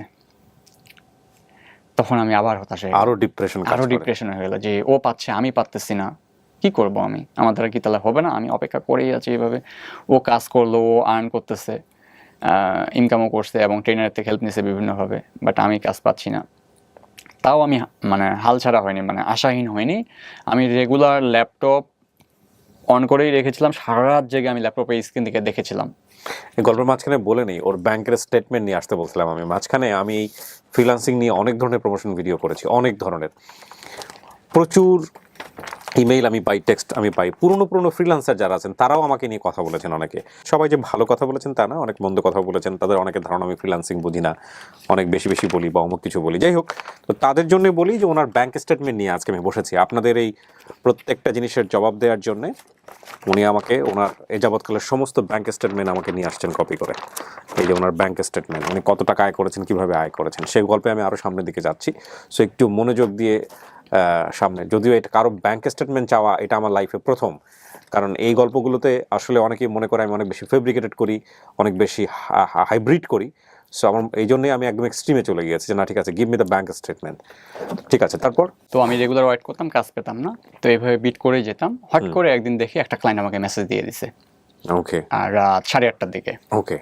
তো যখনই আমাকে মেসেজ করলো আমি খুবই এক্সাইটেড, এই তো একটা আমাকে ক্লায়েন্ট মেসেজ দিয়ে দিছে, তো আমি এখন কি রিপ্লাই দিব সেটা নিয়ে আমি এখন হতাশায় পড়ে গেছি। ক্লায়েন্ট মেসেজ দিচ্ছে, আমি এখন কি রিপ্লাই দিব?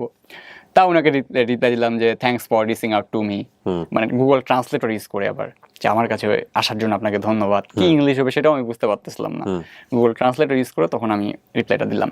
তো তখন আমাকে জিজ্ঞাসা করলো যে তুমি এই প্রজেক্টটার জন্য কত টাকা নিবা। তো আমাদের যেহেতু লিড জেনারেশনের কাজ ছিল, তো 1000 লিড ওনাকে কালেক্ট করে দিতে হবে। এটা কি কাজ? লিড জেনারেশন মানে আমি বুঝি না, আপনি আমাকে লিড জেনারেশন কাজটা মেইনলি এরকম যে বিভিন্ন কোম্পানির ফাউন্ডার, ওনার, সিইওদের ইমেল অ্যাড্রেস কালেক্ট করা, তাদের ফোন নাম্বার কালেক্ট করা, ওকে, তাদের কোম্পানি ইনফরমেশনগুলো। সো এটা সিস্টেম আছে কালেক্ট করার? যে কালেক্ট করার সিস্টেম আছে, ওয়াই আছে, ওকে। তো করতে হবে। তো 1000 যদি ডাটা আমি কালেক্ট করি, অলমোস্ট আমার অনেকদিন লেগে যাবে, কারণ আমি তো একাই অনেকগুলো 1000 ব্যক্তির ইনফরমেশন কালেক্ট করা।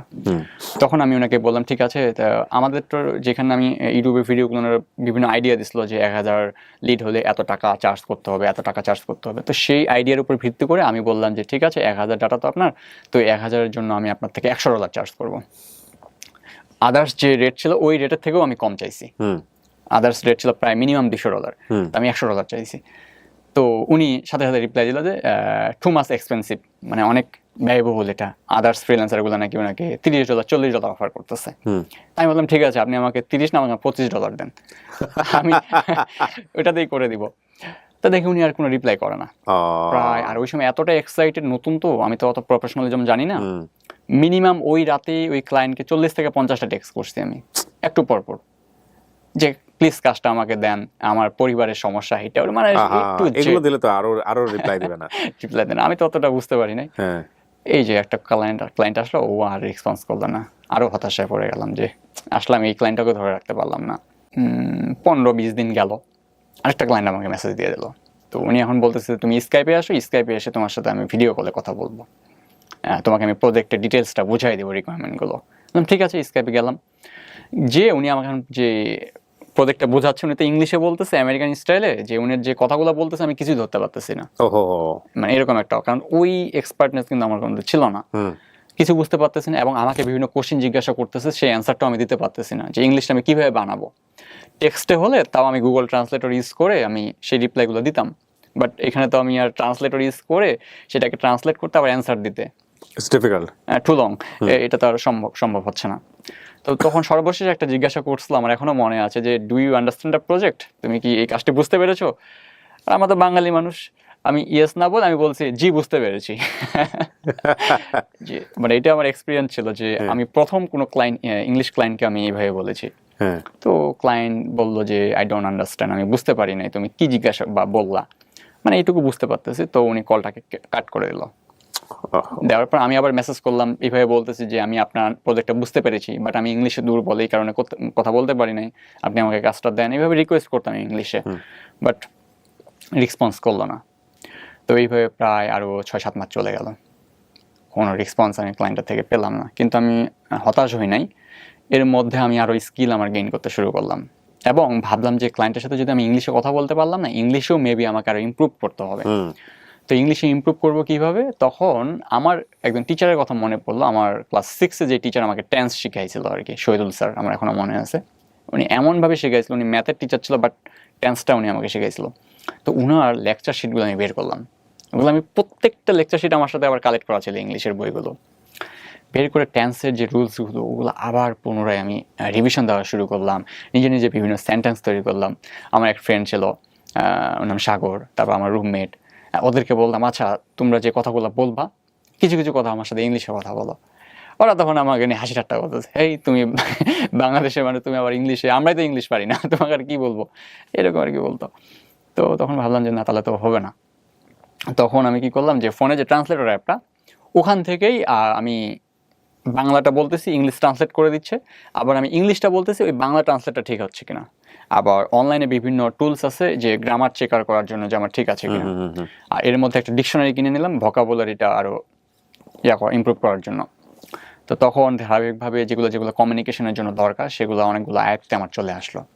আর এর মধ্যে কিছু বইও পড়ছিলাম, সাইপোর্টস ইংলিশ বই পড়ছিলাম এবং ইউটিউবে বিভিন্ন ভিডিও দেখছিলাম। তখন থেকে আমি আবার হচ্ছে যে মুনজাইন শহীদ আপুকে অনেক ফলো করতাম। মুনজাইন শহীদকে? জি জি, উনাকে ফলো করতাম যে উনি ইংলিশে অনর্গল কথা বলতেছে, রেগুলার ভিডিও দিচ্ছে, উনার ভিডিওগুলোকে আমি ফলো করতাম এবং দেখতাম যে উনি অনেক কিছু শেখাতো। এবং উনার একটা পিডিএফ ফাইল বের করছিল যে ইংলিশ স্পোকেন কোর্স, ঘরে বসে ইংলিশ স্পোকেন কোর্স। হ্যাঁ, ওই করোনার সময়টাতে বোধহয়। করোনার সময়টাতে, জি। তো স্টোরিটা আমি জানি, এটা বিগ সেল হয়েছিল। জি, ওইটাও আমি তখন কিনলাম, 75 টাকা দাম ছিল। বিট করছি একটা ক্লায়েন্টের, বিট করে আমি আবার ওই দিন রাতেই আমি বাসায় ব্যাক করছি, আমার গ্রামের বাসায়।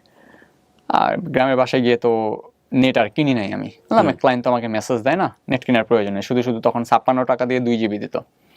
তো কি দরকার 56 টাকা নষ্ট করা, থাক। টিউশনিগুলো কিন্তু আমার কন্টিনিউ ছিল। আর বাসায় যেহেতু আমি যাচ্ছি টিউশনি করাতে, আমি একটা ইনকাম হচ্ছে ভালোই।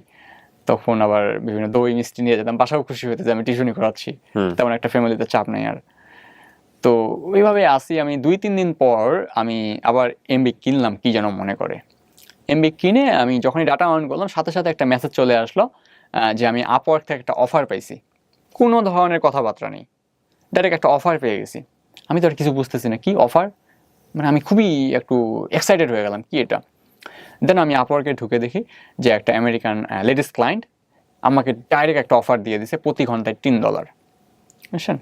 এবং সেখানে লিখছে যে তুমি এই কাজটা যদি করে দিতে পারো, তুমি জাস্ট আমার উইকলি 1 আওয়ার ইউজ করবা, 1 ঘন্টা ইউজ করবা, এবং তোমাকে এই 1 ঘন্টার জন্য $3 পে করা হবে। তুমি এই 1 ঘন্টার যে লিডগুলো কালেক্ট করতে পারবা সেগুলো আমাদের সাবমিট করবা, আমরা এগুলো রিভিউতে রাখবো এবং দেখবো যে তোমার যদি কোয়ালিটি বেটার থাকে দেন হচ্ছে তোমাকে আমরা লং টার্মের জন্য হায়ার করবো। ওকে, জি। তখন এটা ছিল হচ্ছে 2018 সালের 26 নভেম্বর, ফার্স্ট যে জবটা আমি পেয়েছিলাম। তখন আমি কাজটা অ্যাকসেপ্ট করলাম এবং দেখলাম যে গুগল ক্লাউডে যারা কাজ করে মেনলি ওনাদের ডাটাগুলো প্রয়োজন। তো আমি সোর্স পাচ্ছিলাম না যে আমি এগুলো কীভাবে কালেক্ট করব। গুগলে সার্চ করতেছি, লিঙ্কডইনে সার্চ করতেছি, বিভিন্ন ওয়েতে, বাট এনাফ ডাটা পাচ্ছি না আমি, বা কোয়ালিটিফুল ডাটাগুলো পাচ্ছি না। দেন তাও আমি ওগুলো থেকে ফিল্টার করে প্রায় 1 ঘন্টার জন্য আমি প্রায় 2 দিন খাটছি। বিল কিন্তু আমি 1 ঘন্টা উঠেছি $3, বাট ওই 1 ঘন্টার জন্য আমি কোয়ালিটিফুল ডাটাগুলো দেওয়ার জন্য আমি 2 দিন খাটছি প্রায়, যাতে আমি কোয়ালিটিফুল ডাটাগুলো দিতে পারি। 1 ঘন্টায় প্রায় আমি তখন ডাটা দিয়েছিলাম আমাকে 40টার মতো। হ্যাঁ, যদি আমি হিসাব করি যে খুবই বেশি দিয়ে দিয়েছিলাম। 1 ঘন্টায় সর্বোচ্চ 15টা বা 20টা দেওয়া যেতে পারে, বা সর্বোচ্চ 30টা, বাট আমি 40টা 50টা এরকম দিয়ে দিয়েছিলাম।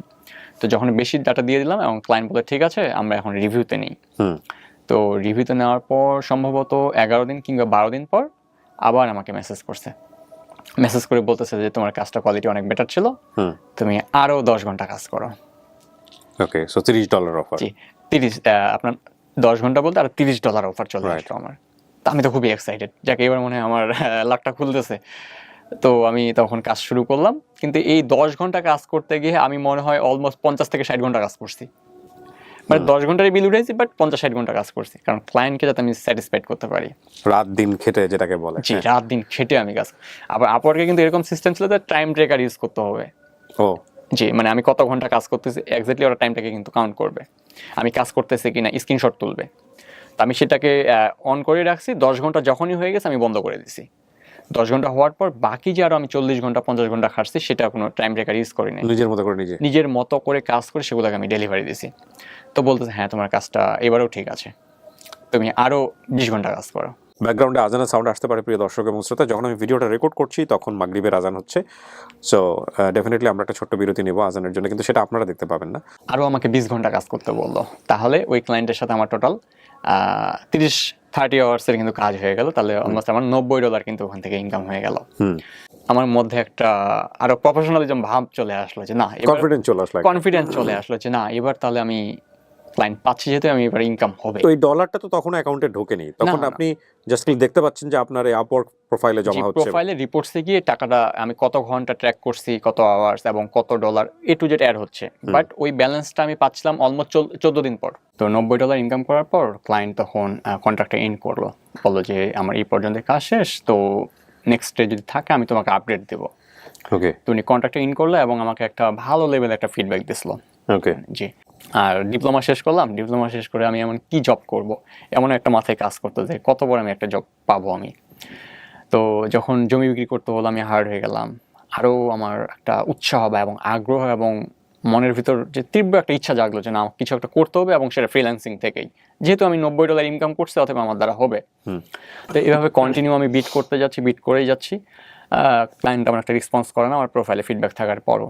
এরপরে একটা $5 জব পাইলাম।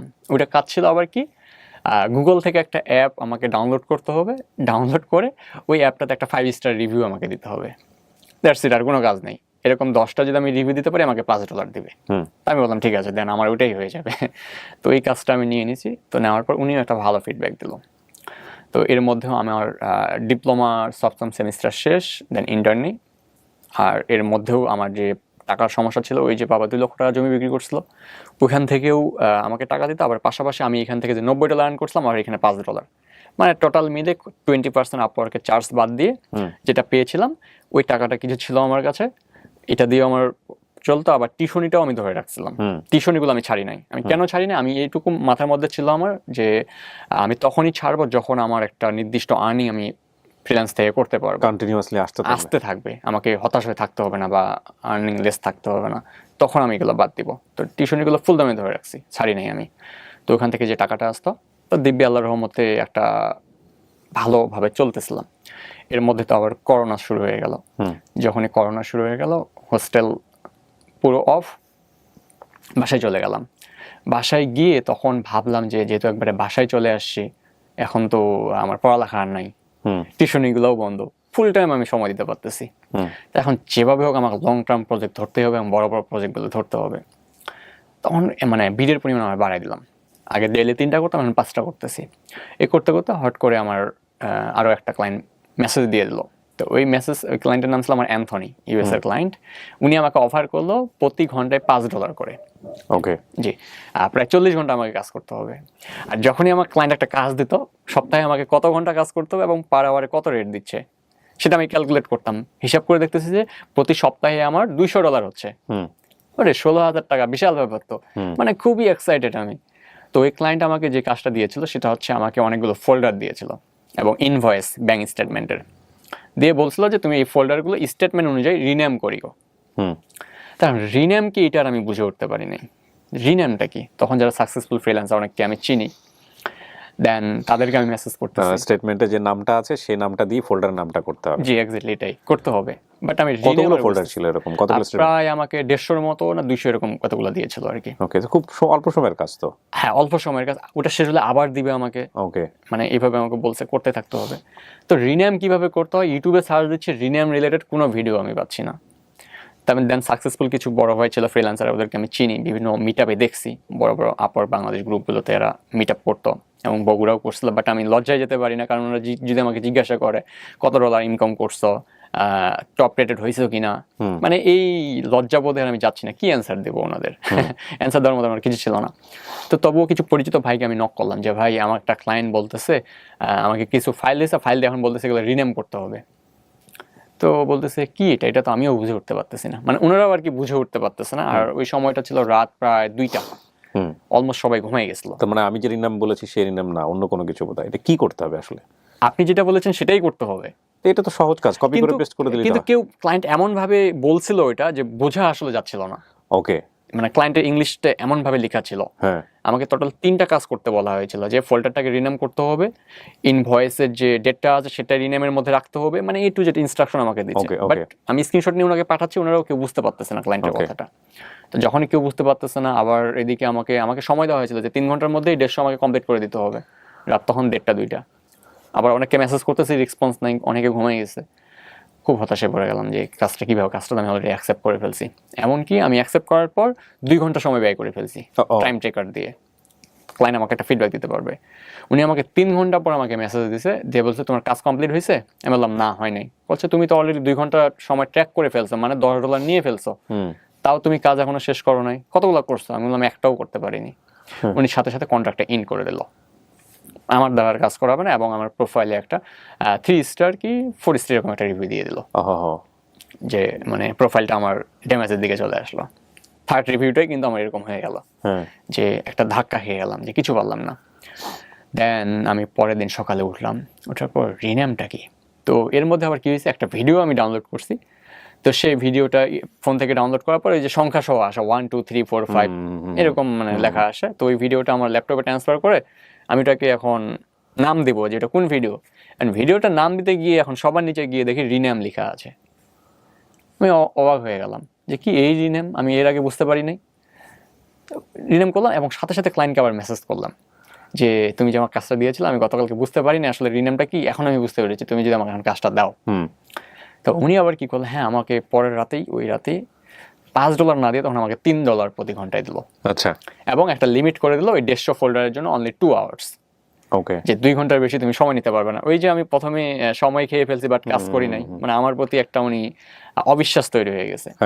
তো উনি 2 ঘন্টা এবং $3 করে দিল। তো আমি বললাম ঠিক আছে তুমি দাও। তো দেওয়ার পর আমি ওই কাজটা রিনেম করে ইনভয়েস অনুযায়ী করলাম, করার পর উনি কাজে হ্যাপি, এবং তারপর আমাকে কন্টিনিউয়াসলি উনি কাজ দিতে শুরু করলাম। ওই ক্লায়েন্টের থেকেই আমার এখনো মনে আছে যে প্রায় $700 মতো আমি কাজ করছিলাম, প্রতি ঘন্টায় $3 করে। তো এই ক্লায়েন্টের কাজ আমার কন্টিনিউ ছিল, এবং আদার্স জবে আমি বিট করতাম সেগুলো কাজ আমি পেতে ধরলাম। কিন্তু পেতে ধরতে গিয়ে মানে অনেক প্রতিবন্ধকতার শিকার হচ্ছিলাম আর কি। নতুন অবস্থায় সব আইডিয়া নাই, তাও আমি শেখা কন্টিনিউ রাখলাম। রাখতে রাখতে আমি তখন আরও কিছু ক্লায়েন্ট পেয়ে গেলাম। করোনার সময় ফুল টাইম আমি কাজ করতেছি, এবং ক্লায়েন্টগুলো দেখেন যে $50, $100, $150 করে আমাকে পে করতেছে। করতে করতে আমি কিছু বড় প্রজেক্টও পেতে শুরু করলাম।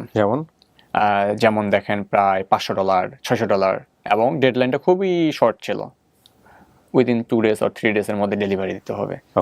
তো একাই আর সেটা হচ্ছে না। তখন আমি ভাবলাম যে যেহেতু একা আমি পারতেছি না, তাহলে আমার কিছু টিম মেম্বার প্রয়োজন।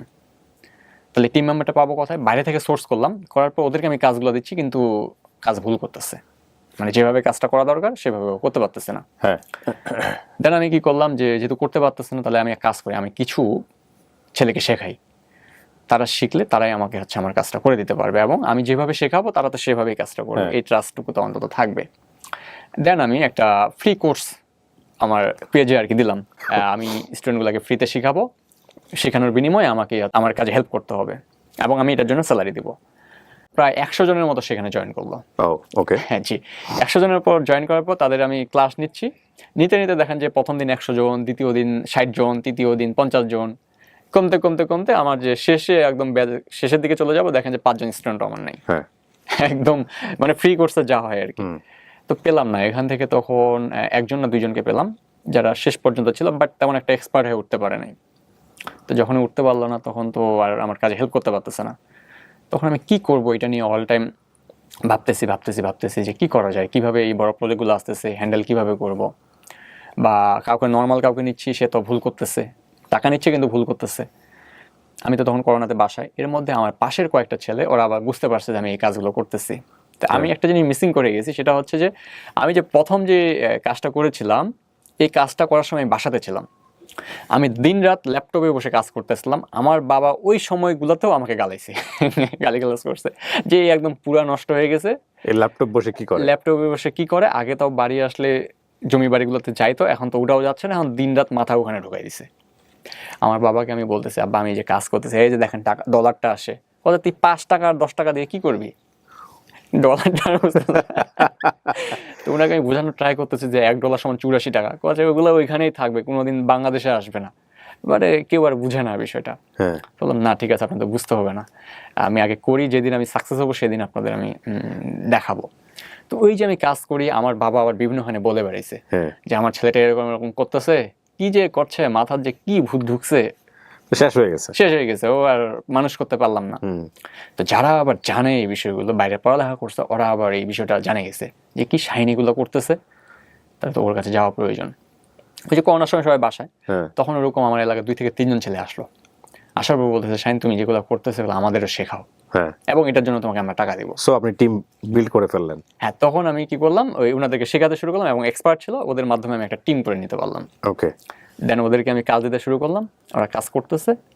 আর এমন সময় এমনও হয়েছিল যে আমার প্রোফাইলে যে ডে বাই ডে রিভিউ বাড়তে শুরু করলো এবং কাজ কমপ্লিট হয়ে গেল, তখন ক্লায়েন্টকে আর কিছু বলতে হয় না, দেখবেন যে বিট করলেই ক্লায়েন্ট চলে আসে, বিকজ প্রোফাইলে তো দেখা যায় আপনার প্রোফাইলটা আমি কত টাকা ইনকাম করলাম সবকিছু দেখা যাচ্ছে। এখনো আছে তো নিশ্চয়ই আপনার আপওয়ার্কের প্রোফাইল? জি, আমার আপওয়ার্কের প্রোফাইল কত আছে ওখানে? আপনার কি নামে আছে? শাহিন, এমডি শাহিনুর রহমান। এমডি শাহিনুর রহমান, জি। ওকে। তারপর টিম বাড়াতে গিয়ে সমস্যা হলো কি, একজন টিম মেম্বার 1 থেকে 2 মাস কাজ করতেছে, এরপর যদি ওর প্রোফাইলে ইনকাম হতে শুরু করতেছে, ও আর আমার কাছে থাকতেছে না, চলে যাচ্ছে। তো তখন ভাবলাম যে যেহেতু চলে যাচ্ছে তাহলে আরেকটা ব্যাচ নিতে হবে আমাকে, আর ওখান থেকে আমি কিছু জন পাবো। এভাবে পেতে পেতে পেতে আমি তখন বর্তমানে আমার 8 জন আমার টিম মেম্বার কাজ করতেছে। ওকে। সব আমার স্টুডেন্টগুলোই আমার টিমে রাখছি আমি।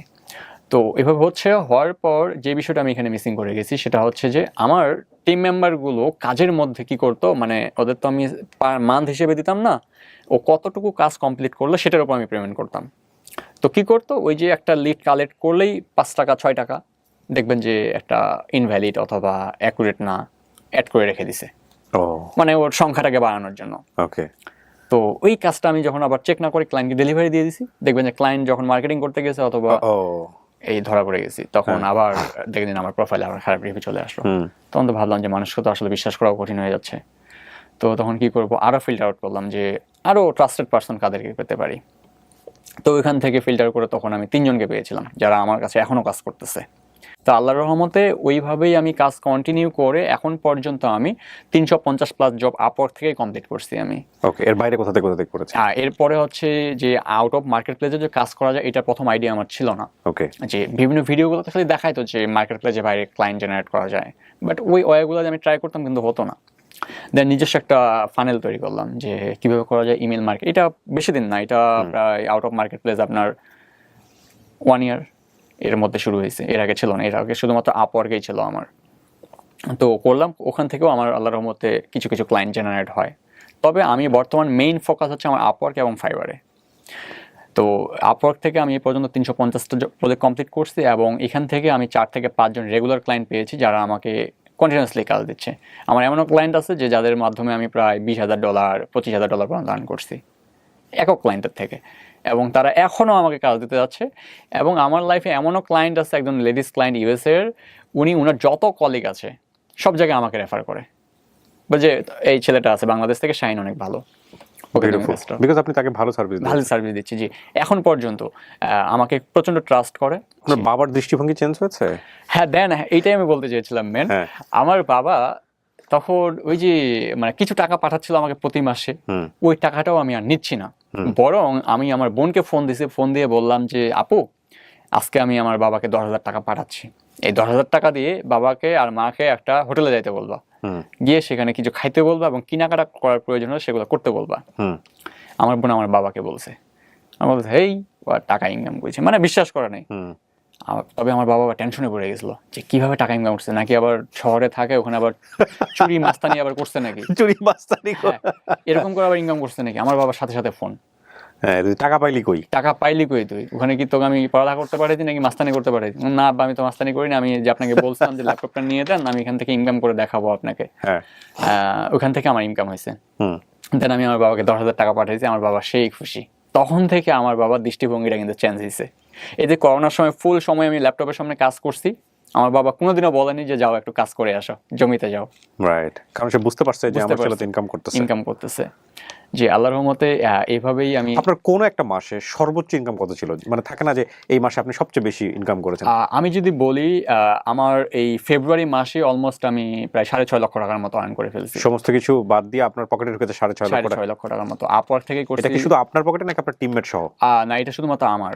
4.5 লক্ষ টাকা। যেটা স্টেটমেন্ট ওখানে অ্যাড করা হয়নি, কারণ আগেই কালেক্ট করা হয়েছে। হ্যাঁ, এটা তো এসএমএল। যে ওখানে আপনি যদি দেখেন আমার আপওয়ার্কের ইয়াটা দেওয়া আছে এবং ফাইবারেরও দেওয়া আছে আর্নিংটা। হ্যাঁ, মানে গত আপনি মাসে। একটু দেখে দেখে বলেন তো আমাকে, আমি জাস্ট মিলাবো যে আপনি কত টাকা আপনি ইনকাম করেছেন। যাদের সন্দেহ আছে তারা আমার কাছ থেকে স্টেটমেন্ট নিয়ে যায়। জি। অনেক ফ্রিল্যান্সার ভাই যারা আছেন, যারা এগুলো নিয়ে কথা বলেন অনেক সময়।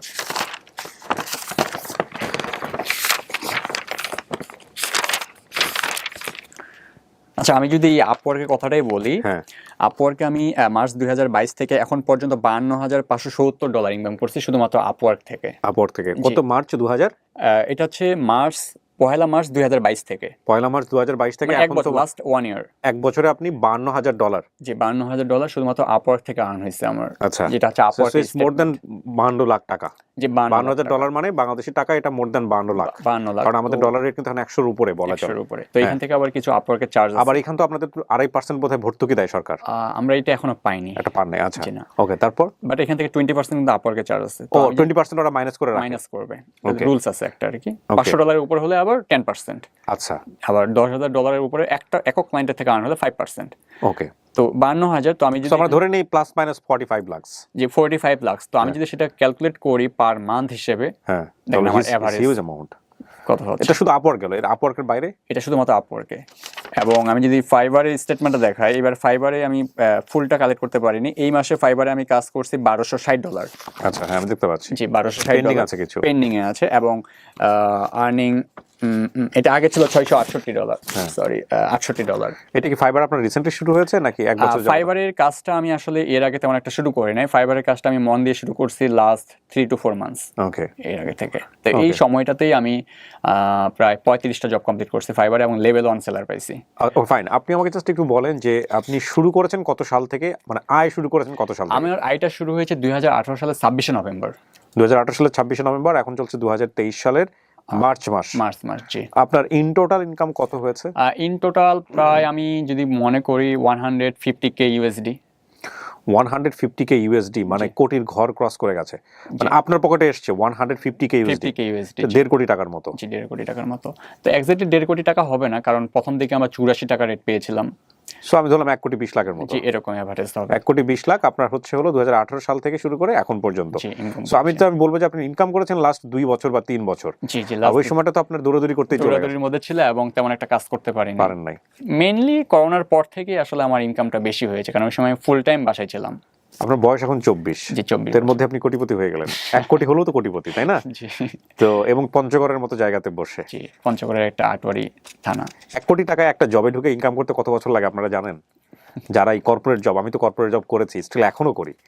তো এই 1 কোটি টাকা একটা কর্পোরেট জবে বসে স্যালারি পেয়ে ইনকাম করতে কত বছর লাগে আপনাদের আইডিয়া আছে? আমি আপনাদেরকে বলি, সিইও লেভেলেও 1 কোটি টাকা ইনকাম করতে বহুত সময় লাগে না। সব কর্পোরেট প্রতিষ্ঠানে লাগে না, হাতে কোনো কিছু কর্পোরেট প্রতিষ্ঠানে আছে যেখানে খুব ভালো অঙ্কের স্যালারি দেয়, 3-4 লাখ, 5 লাখ, 6 লাখ টাকাও স্যালারি পায়, তাও 2-3 বছরের গল্প, তাই না? তাহলে একটা সিইও হইতে হলে কি করতে হয়? মাস্টার্স পাস করতে হয়। একটা সিইও একটা প্রতিষ্ঠানে নেওয়া মানে হচ্ছে তার অন্য প্রতিষ্ঠানে প্রায় 15 থেকে 20 বছরের এক্সপিরিয়েন্স থাকতে হবে, রাইট? সো কোটি টাকা ইনকাম করা কিন্তু তো সহজ কিছু না, ডেফিনেটলি না।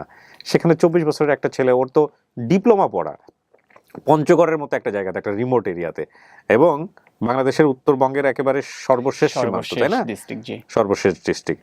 তো সেখানে বসে, এবং যেখানে ওর জমি বিক্রি করতে হচ্ছে ওর লেখাপড়ার খরচ জোগানোর জন্য, এরকম একটা পরিবারে বড় হয়ে, যেখানে বলা যেতে পারে বাবার বয়স নাই, পরিবারে একটা প্রতিবন্ধী বোন, আরেকটা বোনের বিয়ে হয়েছিল, সেই বোন চলে আসলো, তার দুলাভাই মারা গেল, এবং তারপরে সেখানে 2টো ছেলে মেয়ে, সব কিছু মিলিয়ে এই ছেলেটা পরিবারের হাল ধরেছে। এবং শুধু হাল ধরেনি তাই না, ল্যাপটপটাও কিনেছে সিঙ্গার থেকে, সেটাও ছিল হচ্ছে আপনার কিস্তিতে নেওয়া। এবং সে 5 বছরের যুদ্ধে সে কোটি টাকা আয় করেছে ফ্রিল্যান্সিং করে। Wow, what a story. তো কিছু হয়েছে, অ্যাসেট কিছু হয়েছে, বাবার জন্য কিছু করতে পেরেছেন, বাপ মার জন্য কিছু করতে পেরেছেন? জি, বাবা মার জন্য বলতে আলহামদুলিল্লাহ আমি আমাদের যে বাসাটা ছিল অনলি 3টা রুম, আমার বোন যখন আমাদের বাসায় চলে আসলো, তখন আমার ভাগিনা, আমার বোন, আবার একটা বোন প্রতিবন্ধী, আমার বাবা মা, আমি, কে কোথায় থাকবো? দেন ভাবলাম যে আমি তো ইনকাম করতেছি, তাহলে আমাকে একটা আগে বাড়ি করতে হবে। তো আলহামদুলিল্লাহ আমি একটা বাড়ি করছি, আমার একতলা কমপ্লিট, 2 তলাতে এখন আমি হাত দিই নাই। মানে কয়তলা ভিত্তি? 2 তলার ভিত্তি করছি আমি। মাশাআল্লাহ জি, মাশাআল্লাহ। করছি। আর বাবাকে উপহারের মধ্যে উনি বাইক চালাতে পছন্দ করে, উনাকে একটা ডিসকভার গাড়ি আমি কিনে দিছি। উনি আলহামদুলিল্লাহ ওটা নিয়ে দেখেন এই বুড়া বয়সে হাড্ডি মাড্ডি মার ভাঙে ভাঙে আবার জানি শুনছি 30 কিলোমিটারের উপরে নাকি স্পিড তোলাতে জি। মানে ঘর্ষ রাইল উনাকে আমি এত বলছি, কিন্তু উনি বলতেছে না আমাকে দিতে হবে, আমি চালাইতে পারলে তুমি দিবা না কেন? ওরে বাবা, এটা আমি উল্টা দেখি। ছেলে তার বাপের কাছে জিদ ধরে যে বাবা আমাকে বাইক কিনা দাও, ওনার বাবা উল্টা জিদ ধরছে। বা জি। এটা একটা বিশাল পাওয়া আপনার জন্য। জি। আর এর মধ্যে আমার পরিবারের যত খরচ একটু যেটা আমি করি, আমার বাবা, আমি যদি বলি আমার মায়ের গয়না ছিল না, আমার মা আমাকে সবসময় বলতো বেটা আমাকে কিন্তু গয়না কিনে দিস, তুই যদি ইনকাম করতেছিস। তো আলহামদুলিল্লাহ ওনার স্বপ্নটাও আমি পূরণ করছি। মাশাআল্লাহ মাশাআল্লাহ। আর এর মধ্যে আমি আবার কিন্তু কৃষি কাজটা বাবার ছাড়ি নাই। আমার এই যে আমি যা আর্ন করতেছি, আমি তো এই মানে ইনভেস্ট করার জায়গা পাই না, যে কোথায় কাকে ট্রাস্ট করবো, কোথায় ইনভেস্ট করবো। আমি মেইনলি আমার কৃষি খাতে বর্তমানে ইনভেস্টটা রাখছি। ওখানকার যত খরচ বাবা শুধুমাত্র দেখাশোনা করে, এবং ডেইলি যদি মনে করি যে 5,000 10,000 টাকা লাগবে আমি দিয়ে দিই। তো উনি এটাতেই স্যাটিসফাইড এবং হ্যাপি, যে ওনাকে আর টেনশন করতে হচ্ছে না। আগে এমন করতে হতো যে আজকে আমাকে বাজার করতে হবে, আজকে তো আমার 500 টাকা লাগবে বাজার করতে গেলে, এই টাকাটা আমি কোথায় পাবো। ইভেন এমনও হয়েছে যে আমরা মনে হয় কুরবানি ঈদ ছাড়া মনে হয় গরুর গোস্ত দিয়ে ভাত খাইনি, কিন্তু বর্তমানে এমন যে আমাদের ডেইলি ধরে নেন যে মাছ মাংস আছে। পুরো পরিবারটা আপনি দেখেন? যে পুরো পরিবার এখন বর্তমানে আমার সাথে, এবং আমি সবকিছু ম্যানেজমেন্ট করতেছি। মাশাআল্লাহ মাশাআল্লাহ। আর এই জিনিসগুলো করতে গিয়ে আবার এমন হয়েছে, এই যে আমার লাখ লাখ টাকা পার মান্থ আর্ন হচ্ছে, এলাকাবাসী অবাক, এবং তারা বিভিন্নভাবে আমাকে বিভিন্নভাবে, আজকের পরে আরো অবাক হয়ে যাবে। যে আরো অবাক, ওরা এইভাবে বলে যে আমি চুরি করি, মাস্তানি করি, রাত জাগে কাজ করি, দেখে আমি চোর। না, কিন্তু প্রাইম মিনিস্টার তো আমাদের যতদূর জানি যে মাননীয় প্রধানমন্ত্রী শেখ হাসিনা তো একটা সার্টিফিকেট বা একটা দেওয়ার ব্যবস্থা আমাদের করেছেন অলরেডি একটা আপনাদের? আইডি কার্ড দেওয়া হয়েছে, যেটা আমি এখানে অ্যাড করছি। হ্যাঁ, কিন্তু বিষয়টা হয়েছে কি যে ফ্রিল্যান্সিংটাকে আসলে সবাই অতটা মানুষ জানে না। বিশ্বাসের জায়গায় কারো এখনো পৌঁছাতে পারেনি। কেন পৌঁছাতে পারেনি? কারণ কিছু কিছু প্রতিষ্ঠান এখানে আসছে যারা ফ্রিল্যান্সিং এর নামে প্রতারণা করতেছে। এবং শুধু তাই না, সকল ফ্রিল্যান্সারই তো সাকসেস করে না, সাকসেসফুল হয় না, তাই না? বাংলাদেশে ফ্রিল্যান্সিং এর সাকসেস আমি মনে করি যে 10 to 12%। না, এখানে একটা কথা বলি, যে কোনো জায়গায় সাকসেসের জন্য প্রচুর পরিমাণে পরিশ্রমী হতে হয়। আপনি পৃথিবীর কোথাও গিয়ে সাকসেস করতে পারবেন না যদি আপনি সেটার জন্য পরিশ্রম না করেন। ওর পরিশ্রমের গল্পটা আপনারা দেখেন, শুধু কোটি টাকা দেখবেন। ওর যে ছোটবেলা থেকে ওই সেই 5-6-এ পড়া, সে কচু বিক্রি করার জন্য যে মানসিকতা, আলু বিক্রি করে যে 2 টাকা ইনকাম করা, এই মানসিকতাই কিন্তু আজকে ওকে এই জায়গাটায় নিয়ে আসছে। হ্যাঁ, সুতরাং এটা না দেখে শুধুমাত্র কোটি টাকা দেখলে তো আপনি পারবেন না। আপনি ওর কোটি টাকা শুনে যদি কালকেই লাভ দেন আপওয়ার্কে, কালকেই আপনি লাভ দেন ফিভার, না আমার মতে ফাইবার, ওরাও আপনার ফাইবার, তো ওরা আপনাকে জাম্প করে বের করে দেবে ওখান থেকে। সো এগুলো করে লাভ নাই। এগুলো আবার এই চটকদার থাম্বনেইল দেখে, আমিও একটা হয়তো চটকদার থাম্বনেইল দিব ডেফিনেটলি গল্পটা দেখানোর জন্য, কিন্তু এটা দেখে ওই পরিশ্রমটাকে যদি আপনি না দেখেন তাহলে আপনার জন্য এটা না। হ্যাঁ, এবং এটাই হয় সাধারণত, যারা নেগেটিভ কমেন্টস করেন তারা এই জন্যই করেন। হ্যাঁ, আবার এই পরিবারের হাল ধরতে গিয়ে আমাকে এমনই অনেকে জিজ্ঞাসা করছে যে তুমি তো ডিপ্লোমা পাস করতে একটা জব করো, তুমি ফ্রিল্যান্সিং করতেছো, এগুলো আজকে থাকবে কালকে থাকবে না, এরকম অনেক কিছু বলে। ফ্রিল্যান্সিং ওয়ার্ক সবসময়ই থাকবে। জি, বলে যে একটা জব করো, মাস শেষে তোমার চাকরি রিটায়ারমেন্ট শেষে তুমি একটা পেনশন পাবা। তো তখন আমি ওদের অ্যান্সারগুলো এইভাবেই করি যে দেখেন, আমি যখন একটা গভর্নমেন্ট জবে যাব, আমার ডিপ্লোমা পাস সর্বোচ্চ আমাকে স্যালারি 20,000 টাকা দিবে, এর বেশি তো আমাকে দিবে না। আচ্ছা ঠিক আছে, আপনি একটা রিটায়ারমেন্টের কথা বলেন, পেনশন পাবো। আচ্ছা, আমি বর্তমানে প্রতি মাসে ইনকাম করতেছি সর্বনিম্ন 1 লক্ষ টাকা, আমি ধরলাম, উপরেরটা আমি ধরলাম না, 1 লক্ষ টাকা। তো 1 লক্ষ টাকা আমার প্রতি মাসে খরচ হবে। আমি যে সরকারি একটা জব করে 20,000 টাকা খরচ করে আমার যে ফ্যামিলিটাকে চালাতে পারতাম, এখানে আমি 80,000 টাকা বেশি পাচ্ছি। তো এই 80,000 টাকা থেকে যদি আমি প্রতি মাসে 30,000 টাকা সেভ করি, বছর শেষে এটা প্রায় 3,60,000 টাকা হয়ে যাচ্ছে। এবং এই 10 বছর যদি আমি এটা কন্টিনিউ রাখতে পারি, সেভিংস অনেক বেশি হবে, প্রায় 36 লক্ষ টাকা আমি 10 বছরও কন্টিনিউ রাখতে পারলে। ওর যে পরিশ্রম আর যে ডেডিকেশন, আমিও নিজেও একজন ফ্রিল্যান্সার, আমাদের প্ল্যাটফর্মটা একটু ডিফারেন্ট। তো সেই জায়গা থেকে আমি বলতে পারি যে ওর যে ডেডিকেশন বা ওর যে অভিজ্ঞতা বা ওর যে জানা বা পাওয়া, সেখানে ডেফিনেটলি ও 10 বছর পরে ও 2, 4, 5, 10, 15, 20 কোটি টাকা এমনিতে সেভ করে ফেলতে পারবে। এটার ব্যাপারে কোনো সন্দেহ নেই, কারণ ততদিনে অনেকগুলো উইংস গ্রো করবে, যদি আল্লাহ চাইতো, ইনশাল্লাহ। এ হচ্ছে বিষয়, যেটা একজন সরকারি চাকরিজীবীর পক্ষে ইম্পসিবল। তো আমি সেটাকে ওনাদের বলি যে ওইটাই আমার রিটায়ারমেন্ট। আমি যদি সেটা ডিপিএস আকারেও রেখে দেই, না, আপনি বিজনেস করতে পারেন, আপনি একটা পয়সা জমায় আপনি অন্যদিকে পয়সাটা আপনি ব্যাংকে না রাখলেও আপনি অন্যদিকে ইনভেস্টমেন্ট করতে পারি। তো এটাই আমার হচ্ছে একটা আমার পেনশন বা আমার এটা রিটায়ারমেন্ট। অথবা আমি এটা নিয়ে কোনো টেনশনে নেই বা কিছু নেই, আমার যে জবই লাগবে, বরং আমি 8 জনকে একটা স্যালারি দিতে পারতেছি, তারা তাদের ফ্যামিলি নিয়ে হ্যাপি, রাইট। আমার কাছে এটাই হ্যাপি, অতএব এটাই আমি খুশি এবং সন্তুষ্ট। You are truly branding Bangladesh. আমি সবসময় একটা কথা বলি প্রিয় দর্শক এবং শ্রোতা, যে জীবনে যে কোনো জায়গায় আপনার কোন কাজটার প্রতি আপনার প্যাশন আছে। আপনারা অনেকেই বলেন, আপনারা আমাকে অনেকেই লিখেন, বিভিন্ন সময় বিভিন্ন জন লোকজন লিখেন যে আমাকে একটা চাকরি দেন, আমি খুব ফ্রাস্ট্রেটেড, আমি অনেক ঋণী। হ্যাঁ, ডেফিনেটলি অনেক ক্রিটিক্যাল পজিশনে যখন আমরা থাকি তখন অনেকের জন্য জিনিসটা বিয়ার করার মতো না, অসহ্যমূলক হয়ে যায়। বাট বিলিভ করেন, তাওয়াক্কালতু আলাল্লাহ, জীবনে ওই জিনিসটাই একটা সময় ভয়ঙ্কর রকমভাবে আপনাকে সাপোর্ট দিবে, ওই অভিজ্ঞতাটুকু। ওর জীবনে ও যে টাফ টাইমটা পার করেছে, ওর বাবাকে ও বুঝতে পেরেছে যে আমার বাবার হাড় ক্ষয় যাচ্ছে, সে বৃদ্ধ, আমার মা লেখাপড়া করেনি, আমার একটা বোন প্রতিবন্ধী, আমার পরিবারে একমাত্র আমি একটা ছেলে এবং আরেকটা বোন, সে বিয়ে হওয়ার পরে তার হাজবেন্ড মারা গেল। সব কিছু মিলিয়ে এই যে পরিবারের দায়িত্ব নেয়ার যে ব্যাপারটা, এইটা ওর জীবনের শিক্ষা ছিল। এবং এই শিক্ষাটাকে ওর সামনে যদি ফ্রিল্যান্সিং না আসতো, কিন্তু হাতড়ে বেরিয়েছে। কখনো টিউশনি, কখনো কারো কাছ থেকে একটু হেল্প নেওয়া, কখনো এই বিভিন্ন জায়গায় যে আমার একটা কিছু করতে হবে, আমার কিছু করতে হবে, কিছু করতে হবে, কিছু করতে হবে। বাংলাদেশের নিম্ন মধ্যবিত্ত ছেলে মেয়েদের বেশিরভাগ ছেলে মেয়েই সাকসেস করেন এই কিছু করতে হবে এই চেষ্টা থেকে। সো আপনি যদি মনে করেন যে আমি কিছু করব, তাহলে আজকের এই দুনিয়াটা, বিশ্বাস করেন, বেস্ট ওয়ার্ল্ড, মানে কাজ করার অপশনের অভাব নাই। আপনাকে শুধু এক্সপিরিয়েন্স গেদার করতে হবে, যেই জায়গাটাতে আপনি ভালো, যে জায়গাটাতে আপনি ইউনিক, সেটাকে আপনি ধার দেন, মাটিতে নামেন। তাওয়াক্কালতু আলাল্লাহ, আবারও বলতেছি, একবারে মাটি কামড়ে পড়ে থাকা আমাদের এলাকার লোকজন বলে, পরিশ্রম করতে থাকেন আল্লাহর নামে, সফল আপনি একদিন হবেনই হবেন। ইনশাআল্লাহ। এবং যেভাবে আমাদের শাহিনরা সফল হচ্ছে, শাহিন, আমি অনেক ধন্যবাদ জানাই। পঞ্চগড় থেকে আপনি কষ্ট করে আজকে আসছেন। আমি ঠাকুরগাঁয়ে বড় হয়েছি, আমার ছোটবেলা ঠাকুরগাঁয়ে কেটেছে। আমার বাবা বিডিআর ছিলেন এবং ঠাকুরগাঁ বিডিআর স্কুলে আমি ক্লাস 2 না 3 পর্যন্ত পড়াশোনা করেছি। তো ঠাকুরগাঁ পঞ্চগড় তো বোধহয় কাছাকাছি। হ্যাঁ, কাছাকাছি। আমার বাসা থেকে ঠাকুরগাঁও ডিস্টেন্স আছে 22 কিলোমিটার। হ্যাঁ, তেঁতুলিয়াতে গেছিলাম আমি পিকনিক করার জন্য। আচ্ছা আচ্ছা। তো এখান থেকে ইন্ডিয়া দেখা যায়। জি, এক্স্যাক্টলি, ইন্ডিয়া দেখা যায় এখান থেকে। সো ভালো থাকবেন আপনি, এবং আমি চাই যে আপনার এই প্রতিষ্ঠানটা অনেক বড় হোক। আমি যতক্ষণ গল্প করেছি আমার কাছে খুব ভালো লেগেছে, কারণ আপনার কথা এবং আপনার কাজের মধ্যে আমি অনেক মিল পেয়েছি, এবং আমার কাছে মনে হচ্ছে আপনি একজন অনেস্ট মানুষ। সো এটাই হচ্ছে একটা মানুষের সবচেয়ে বড় অ্যাসেট। প্রিয় দর্শক এবং শ্রোতা, শাহিনের জন্য আপনারা দোয়া করবেন এবং শাহিন হওয়ার চেষ্টা যেন আমরা করতে পারি, এই প্রত্যাশায় আমরা শেষ করছি আজকের মতো। এক শাহিন থেকে হাজার শাহিনের জন্ম হোক। শাহিনরা এগিয়ে গেলে পুরো বাংলাদেশ এগিয়ে যাবে, তখনই আমরা বলতে পারবো ট্রুলি ব্র্যান্ডিং বাংলাদেশ। শেষ করছি আজকের মতো। আসসালামু আলাইকুম।